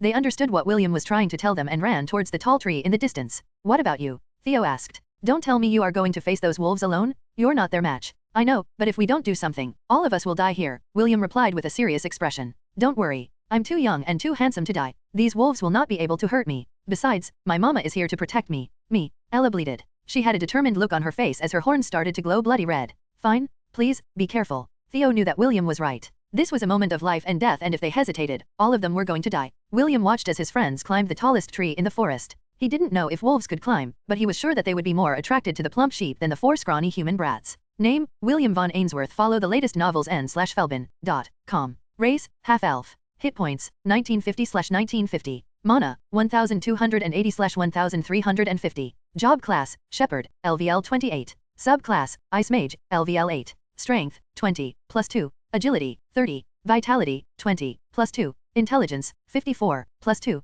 Dexterity, 10, +20. William looked at his pitiful stats and took a deep breath. "System, I need your help," William said, waiting for the host's order. "Is it possible to use Mass Bestow on the herd under my command?" "It is possible. Creating special skill. Host has learned skill, Mass Bestow. Mass Bestow, 500 mana points. Increase the stats of all creatures assigned to your herd by 10. This skill cannot be upgraded. Skill duration, 2 hours. Mass Bestow." William used the skill without batting an eye. He watched as his mana points decreased dramatically. The 50 goats that were part of his herd glowed as their stats were increased. William sighed as he looked at the pitiful mana points that remained in his mana pool. Mana regeneration, I'm counting on you. Due to William's low intelligence stat, his mana regeneration only increased by 1 every 2 seconds. 1 mana every 2 seconds might seem fast, but during crucial moments, it would not be enough to turn the tide of battle. William observed the goats under his command and checked their stats. Thanks to the Mass Bestow, Way of the Shepherd, and Wolf in sheep's clothing, the Angarayan goats were now slightly stronger than the average dire wolf. Race, Angarayan goat. Hit points, 580/580. Mana, 260/260.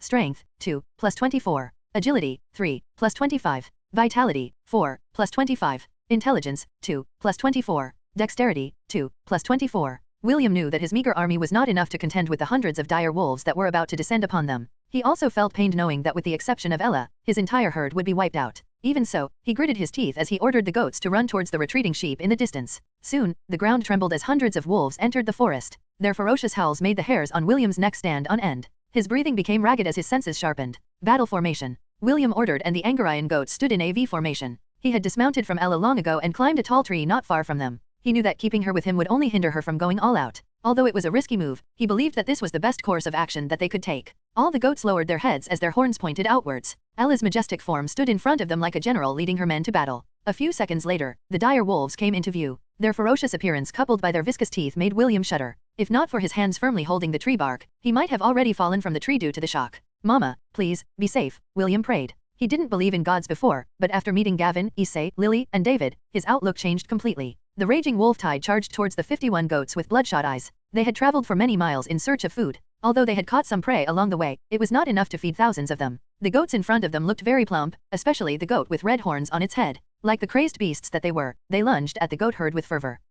Ella gave the signal and the goats under her command charged forward. A collision of teeth, horns, and claws marked the start of a battle between the hunter and their prey. Blood sprayed in the air as both wolves and goats started to slaughter each other. In that initial clash, 10 goats died in battle, while 60 dire wolves were impaled to death. EXP gained, 18,000. William saw the notification and felt bitterness. If this was a regular situation, he might have danced in happiness due to the massive experience points that he had gained. However, watching the goats that he had personally raised and cared for die in front of him in exchange for experience points made his heart ache. His tears fell like raindrops, but they couldn't be compared to the river of blood that was currently dyeing the ground red. He had prepared himself for the sacrifices, but his heart still bled at the reality that had presented itself in front of his eyes. Chapter 27, Wolftide Part 3.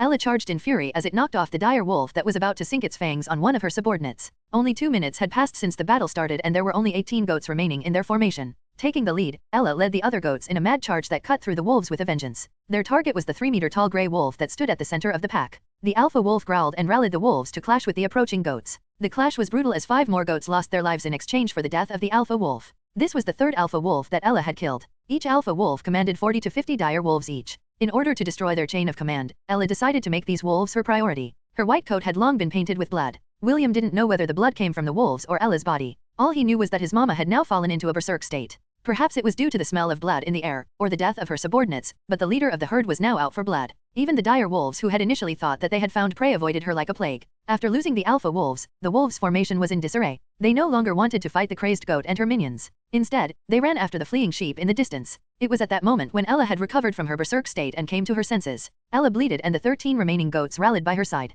Their legs were trembling due to exhaustion, but the fire in their eyes was still burning. William knew that if Ella gave them the order, these goats would charge without fear for their lives and execute her command. Fortunately, Ella didn't do that. After experiencing the battles in the Goblin Crypt, its intelligence had grown by leap and bounds. Although the current Ella wasn't as smart as a human, she was not that far off. Thank the gods. William sighed in relief. He didn't want Ella to fight the dire wolves to the death. The boy looked at the wolves who were now targeting the sheep and tried to count their numbers. According to his estimation, the wolves were still around 400 strong. The only saving grace was that they had left Ella and the other goats alone. They deemed the weak-willed sheep as a safer target. Ella wanted to run after them, but she prioritized the members of her herd. She had already sacrificed many members of her family in order to hold the dire wolves at bay for a few minutes. As the leader of the herd, she deemed that her subordinates had reached their limits and were no longer able to battle. Since that was the case, she only ordered them to be alert and hold their position. Hundreds of wolf corpses littered the battlefield as Ella and the remaining goats stood their ground. As part of William's herd, they also learned the skills Steel Armament, Quick Attack, and Horn Assault. Because of these skills, they were able to overpower their foes and crush them under their hooves. 163,240 experience points. This was the amount of experience points that Ella and her subordinates had gained during their 15-minute battle against the dire wolf pack. All the goats in Ella's party were now level 18. In short, they were no longer the meek and naive goats that used to graze lazily in the pastures. One of them was more than enough to beat 3 dire wolves in a 3-on-1 battle. The helpless cry of sheep being slaughtered reached William's ears. Unlike his goats who received his buffs and skills, the sheeps were truly domestic animals. In the face of the hundreds of dire wolves, the only thing they could do was cry in panic and be eaten alive. More than 200 sheep fell prey to the wolf tide, while the remaining animals scattered in different directions. In the middle of the wolves' feeding frenzy, William saw 4 familiar figures running towards the wolf pack from the direction of the town. Read the latest stories and novelbin.com. Isn't that Mr. Sean? William thought. What is he doing here? A man holding a rolling pin in his hands fearlessly ran towards the wolf pack. He was the baker of Lant, and went by the name Sean. William usually visited his store once a week to buy a loaf of bread before going to the valley. Sean was a very kind and warm person. Just like everyone in Lant, he had a carefree personality and always wore a smile on his face. However, right now, the town's baker was not smiling. The rolling pin in his hand enlarged and transformed into a 2-meter-long silver rolling pin. With a roar of fury, Sean lunged at the feasting wolves and waved the rolling pin of death in a wide swing.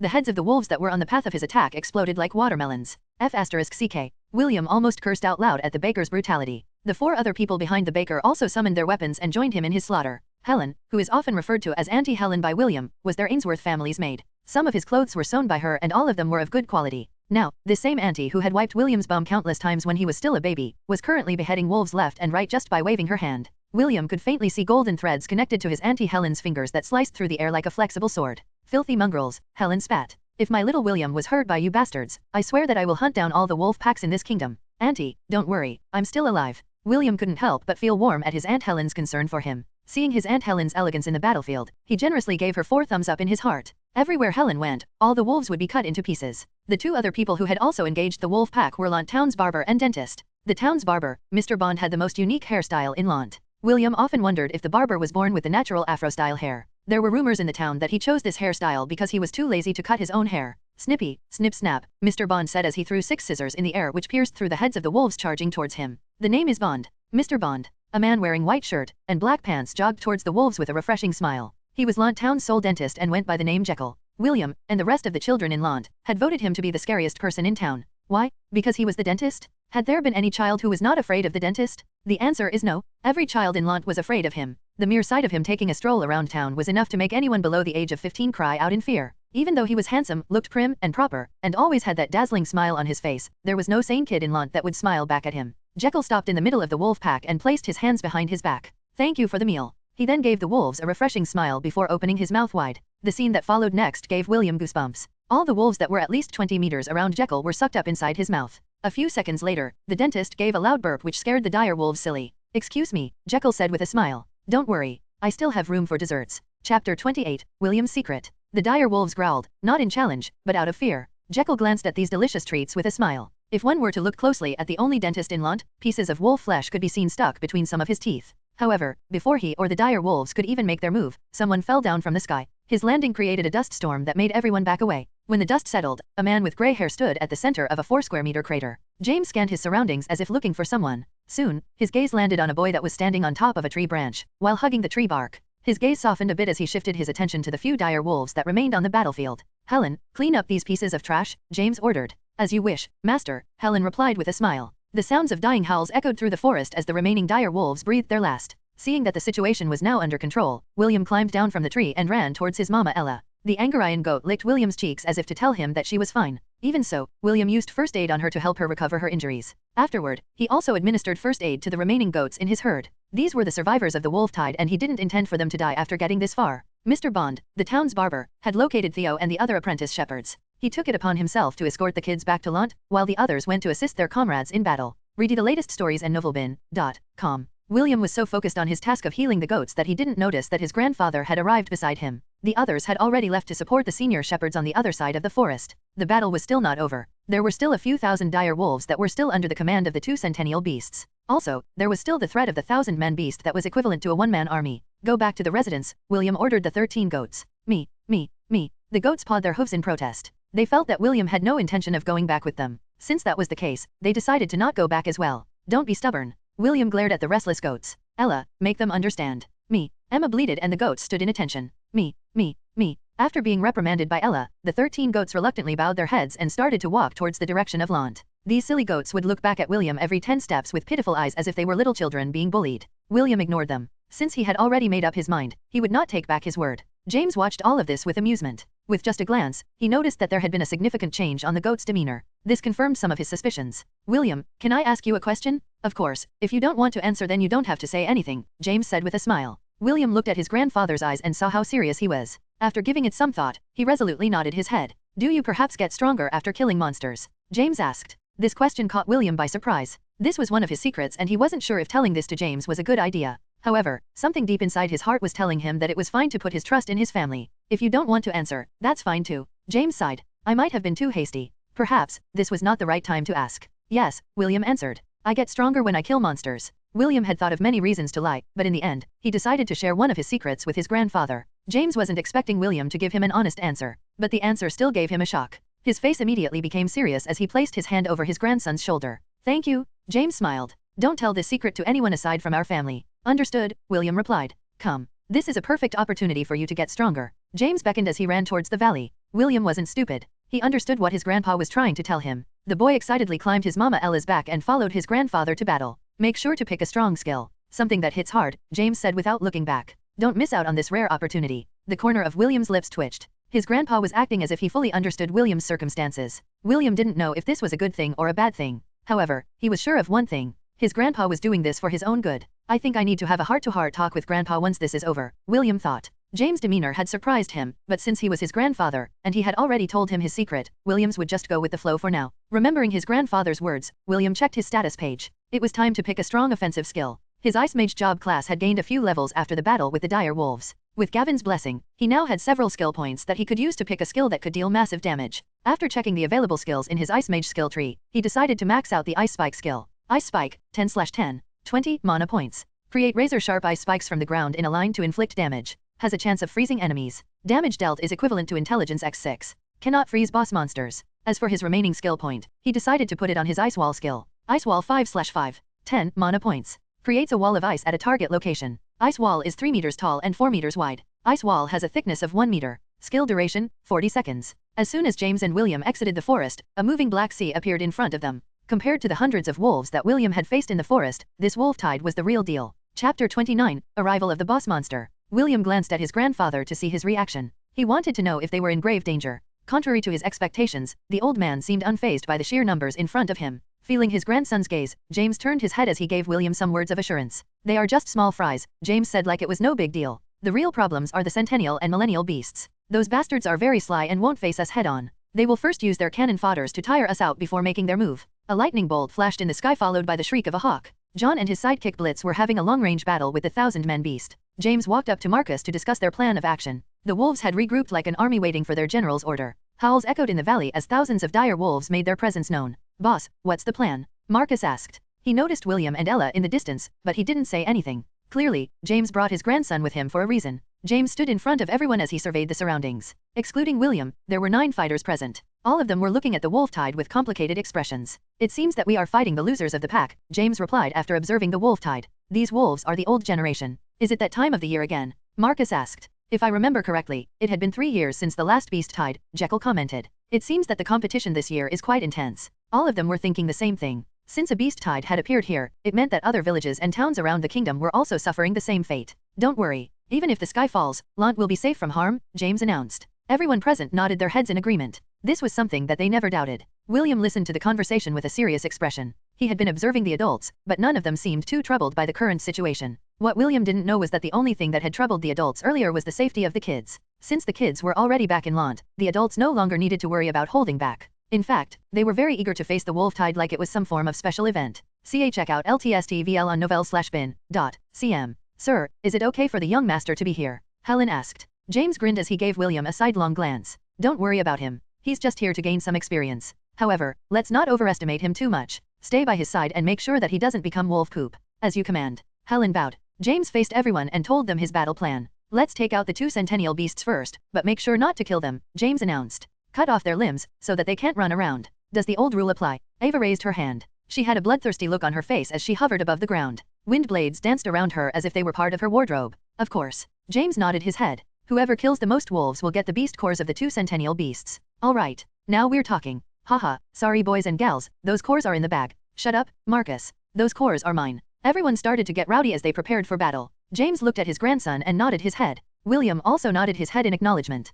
The two of them had discussed a few things along the way. William was not allowed to join them in their advance against the wolf tide. James had explicitly told him to only act after receiving his order. The boy knew that this was not the time to play hero. His grandpa had already prepared the stage for him. All he needed to do was play his part and reap the benefits. James summoned a giant war axe and held it with both hands. A fearless smile hung on his face as he started to run towards the countless wolves in front of him. Charge! James ordered as he raised his axe to battle. The others ran behind him with the exception of Jekyll. The dentist shook his head and walked leisurely towards the battlefield. Such hot-blooded people, Jekyll commented. Even though he seemed to be admonishing his comrades, there was an excited glint in his eyes. Young master, don't be surprised about what you're going to see, Helen said with a sweet smile on her face. It's been years since I've seen them this lively. William didn't say anything in reply. He already had an idea of what his Aunt Helen was hinting at. After seeing the battle in the forest, he realized that the people of Lunt weren't as simple as they seemed. Right at that moment, a mighty roar echoed in the valley as James jumped high up in the air. The muscles in his body bulged as he dove fearlessly into the center of the beast tide. Like a meteor falling from the sky, James slammed his battle axe on the ground. What followed next was an explosion that blasted the bodies of the wolves into meat paste.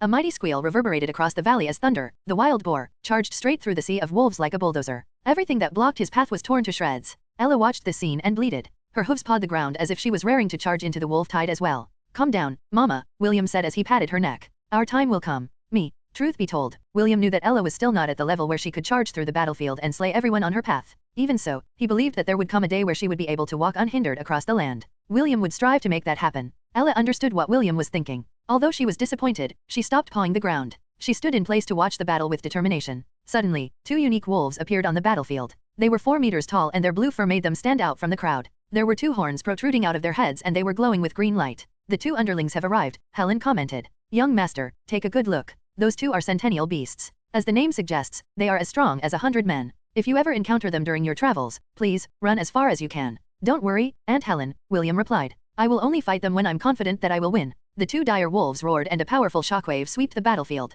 James and the others were pushed back, but they were undeterred. In their eyes, the 2 wolves were not a big deal. Remember, don't kill them, James reminded everyone. Just cut off their limbs. I'm on it. Sean, the baker, laughed as the rolling pin in his hand extended up to 10 meters. The closest centennial beast was hiding behind the cannon fodders, so he decided to use the rolling pin as a pole vault to reach it. William watched with sparkling eyes as Sean flew across 100 meters in the air. Sean was about to unleash his killer move when he saw a purple flash at the corner of his eye. F***CK. Sean immediately retracted his rolling pin and used it as a shield to block the lightning bolt that was launched in his direction. A resounding clap was heard as Sean was blasted across the valley. Everything happened so fast and everyone was caught by surprise. Sean's body catapulted through the air and crashed in the forest behind William. As if announcing its arrival, a 10-meter-tall purple wolf howled in anger. 4 horns protruded on its head and tendrils of lightning danced around their tips. A tune played in the background as the system announced the arrival of the last boss. William could only swallow his saliva as he gazed at the boss monster in front of him. He knew that at his current level, defeating this boss was merely a pipe dream. Chapter 29, Arrival of the Boss Monster. William glanced at his grandfather to see his reaction. He wanted to know if they were in grave danger. Contrary to his expectations, the old man seemed unfazed by the sheer numbers in front of him. Feeling his grandson's gaze, James turned his head as he gave William some words of assurance. They are just small fries, James said like it was no big deal. The real problems are the centennial and millennial beasts. Those bastards are very sly and won't face us head on. They will first use their cannon fodders to tire us out before making their move. A lightning bolt flashed in the sky followed by the shriek of a hawk. John and his sidekick Blitz were having a long-range battle with the 1,000-man beast. James walked up to Marcus to discuss their plan of action. The wolves had regrouped like an army waiting for their general's order. Howls echoed in the valley as thousands of dire wolves made their presence known. Boss, what's the plan? Marcus asked. He noticed William and Ella in the distance, but he didn't say anything. Clearly, James brought his grandson with him for a reason. James stood in front of everyone as he surveyed the surroundings. Excluding William, there were 9 fighters present. All of them were looking at the wolf tide with complicated expressions. It seems that we are fighting the losers of the pack, James replied after observing the wolf tide. These wolves are the old generation. Is it that time of the year again? Marcus asked. If I remember correctly, it had been 3 years since the last beast tide, Jekyll commented. It seems that the competition this year is quite intense. All of them were thinking the same thing. Since a beast tide had appeared here, it meant that other villages and towns around the kingdom were also suffering the same fate. Don't worry. Even if the sky falls, Lant will be safe from harm, James announced. Everyone present nodded their heads in agreement. This was something that they never doubted. William listened to the conversation with a serious expression. He had been observing the adults, but none of them seemed too troubled by the current situation. What William didn't know was that the only thing that had troubled the adults earlier was the safety of the kids. Since the kids were already back in Lant, the adults no longer needed to worry about holding back. In fact, they were very eager to face the wolf tide like it was some form of special event. Check out LTSTVL on novel/bin.cm. Sir, is it okay for the young master to be here? Helen asked. James grinned as he gave William a sidelong glance. Don't worry about him. He's just here to gain some experience. However, let's not overestimate him too much. Stay by his side and make sure that he doesn't become wolf poop. As you command. Helen bowed. James faced everyone and told them his battle plan. Let's take out the 2 centennial beasts first, but make sure not to kill them, James announced. Cut off their limbs, so that they can't run around. Does the old rule apply? Ava raised her hand. She had a bloodthirsty look on her face as she hovered above the ground. Wind blades danced around her as if they were part of her wardrobe. Of course. James nodded his head. Whoever kills the most wolves will get the beast cores of the 2 centennial beasts. All right. Now we're talking. Haha, sorry boys and gals, those cores are in the bag. Shut up, Marcus. Those cores are mine. Everyone started to get rowdy as they prepared for battle. James looked at his grandson and nodded his head. William also nodded his head in acknowledgement. The 2 of them had discussed a few things along the way. William was not allowed to join them in their advance against the wolf tide. James had explicitly told him to only act after receiving his order. The boy knew that this was not the time to play hero. His grandpa had already prepared the stage for him. All he needed to do was play his part and reap the benefits. James summoned a giant war axe and held it with both hands. A fearless smile hung on his face as he started to run towards the countless wolves in front of him. Charge! James ordered as he raised his axe to battle. The others ran behind him with the exception of Jekyll. The dentist shook his head and walked leisurely towards the battlefield. Such hot-blooded people, Jekyll commented. Even though he seemed to be admonishing his comrades, there was an excited glint in his eyes. Young master, don't be surprised about what you're going to see, Helen said with a sweet smile on her face. It's been years since I've seen them this lively. William didn't say anything in reply. He already had an idea of what his Aunt Helen was hinting at. After seeing the battle in the forest, he realized that the people of Lunt weren't as simple as they seemed. Right at that moment, a mighty roar echoed in the valley as James jumped high up in the air. The muscles in his body bulged as he dove fearlessly into the center of the beast tide. Like a meteor falling from the sky, James slammed his battle axe on the ground. What followed next was an explosion that blasted the bodies of the wolves into meat paste. A mighty squeal reverberated across the valley as thunder, the wild boar, charged straight through the sea of wolves like a bulldozer. Everything that blocked his path was torn to shreds. Ella watched this scene and bleated. Her hooves pawed the ground as if she was raring to charge into the wolf tide as well. Calm down, Mama, William said as he patted her neck. Our time will come.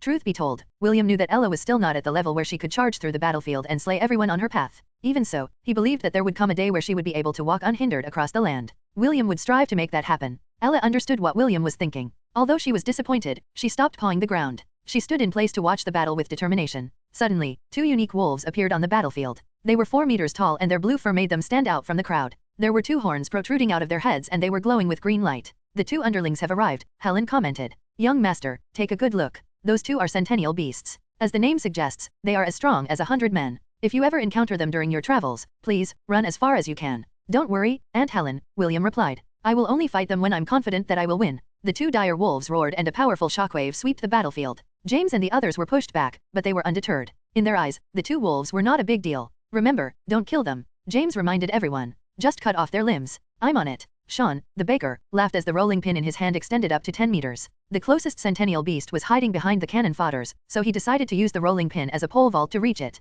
William watched with sparkling eyes as Sean flew across 100 meters in the air. Sean was about to unleash his killer move when he saw a purple flash at the corner of his eye. F***CK. Sean immediately retracted his rolling pin and used it as a shield to block the lightning bolt that was launched in his direction. A resounding clap was heard as Sean was blasted across the valley. Everything happened so fast and everyone was caught by surprise. Sean's body catapulted through the air and crashed in the forest behind William. As if announcing its arrival, a 10-meter-tall purple wolf howled in anger. 4 horns protruded on its head and tendrils of lightning danced around their tips. A tune played in the background as the system announced the arrival of the last boss. William could only swallow his saliva as he gazed at the boss monster in front of him. He knew that at his current level, defeating this boss was merely a pipe dream. Chapter 30, All your EXP belongs to me? James clicked his tongue. If it was only an ordinary millennial beast, he wouldn't have any problems dealing with it. However, the beast in front of him had the affinity of the lightning element. This bastard is a bit tricky to kill, James thought as he scanned the surroundings. Even though Sean got hit by the lightning bolt, it wouldn't be enough to kill him. This was the reason why James and the others were not worried. Sir, your orders? Marcus asked. No rush, my son is on his way, James replied.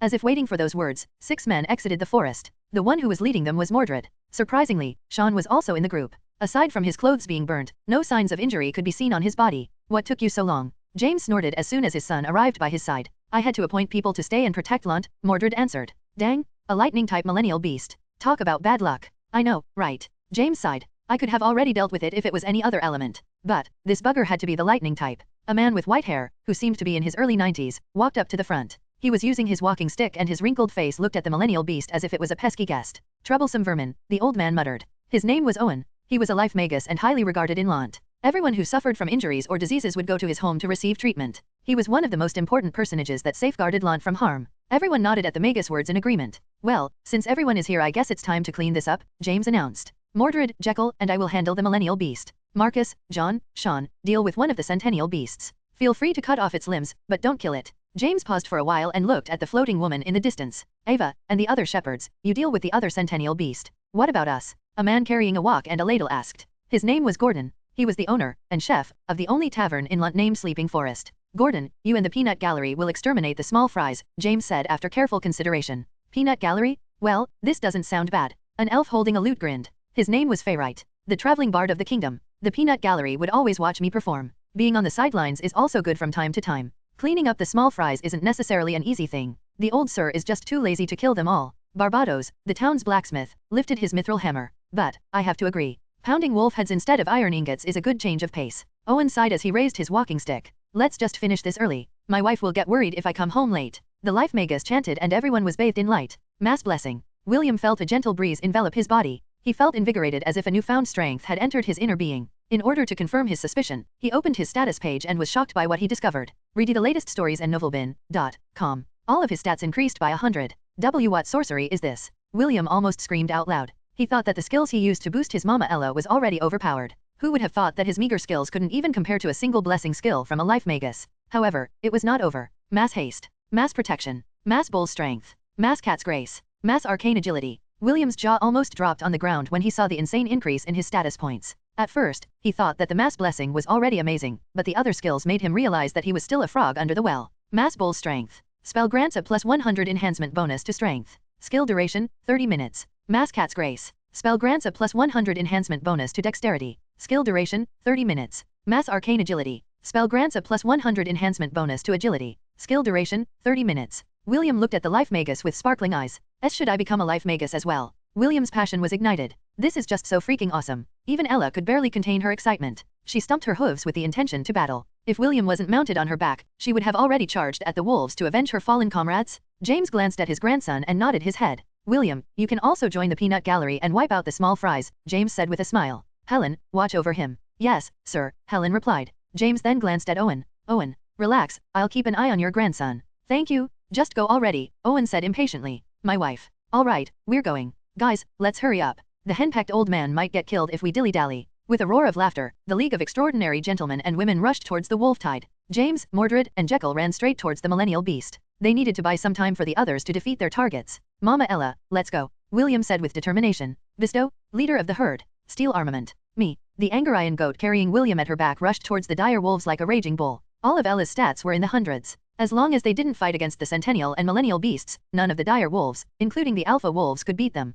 Helen followed William and stayed a few meters away from him. She watched in amusement as the boy waved the wooden staff in his hand. Whenever he swung his wooden staff, tens of dire wolves would be blown away as if he was sweeping dead leaves. Ella was more straightforward. She just ran in a single direction and anyone who blocked her path would be torn apart by her horns. A mighty squeal resounded in the battlefield. Thunder, the wild boar, saw Ella's relentless charge and felt competitive. Marcus was with the others fighting against the Centennial beasts, while Thunder's job was to help annihilate the small fries. Me, snort. Me, snort. The two animals bulldozed everyone in their path as if they were injected with chicken blood. It seemed that both of them had entered a rivalry and were competing against each other. William's eyes, on the other hand, were burning like crazy. In his eyes, all of these wolves were free experience points. It was like a bonus stage in a game. A stage where you could battle to get as many experience points as possible within a certain time limit. If he didn't use this opportunity to the fullest, then he would regret it for the rest of his life. The boy decided to stop being Loki and gave into the battle lust that spread through every fiber of his being. Magnum burst. Magnum burst. Ice spike. William brandished his staff in a frenzy. All your EXP belongs to me. Razor-sharp ice spikes rose up from the ground and skewered everything in its path. The little boy was hell-bent to squeeze as much experience points as he could during this period of time.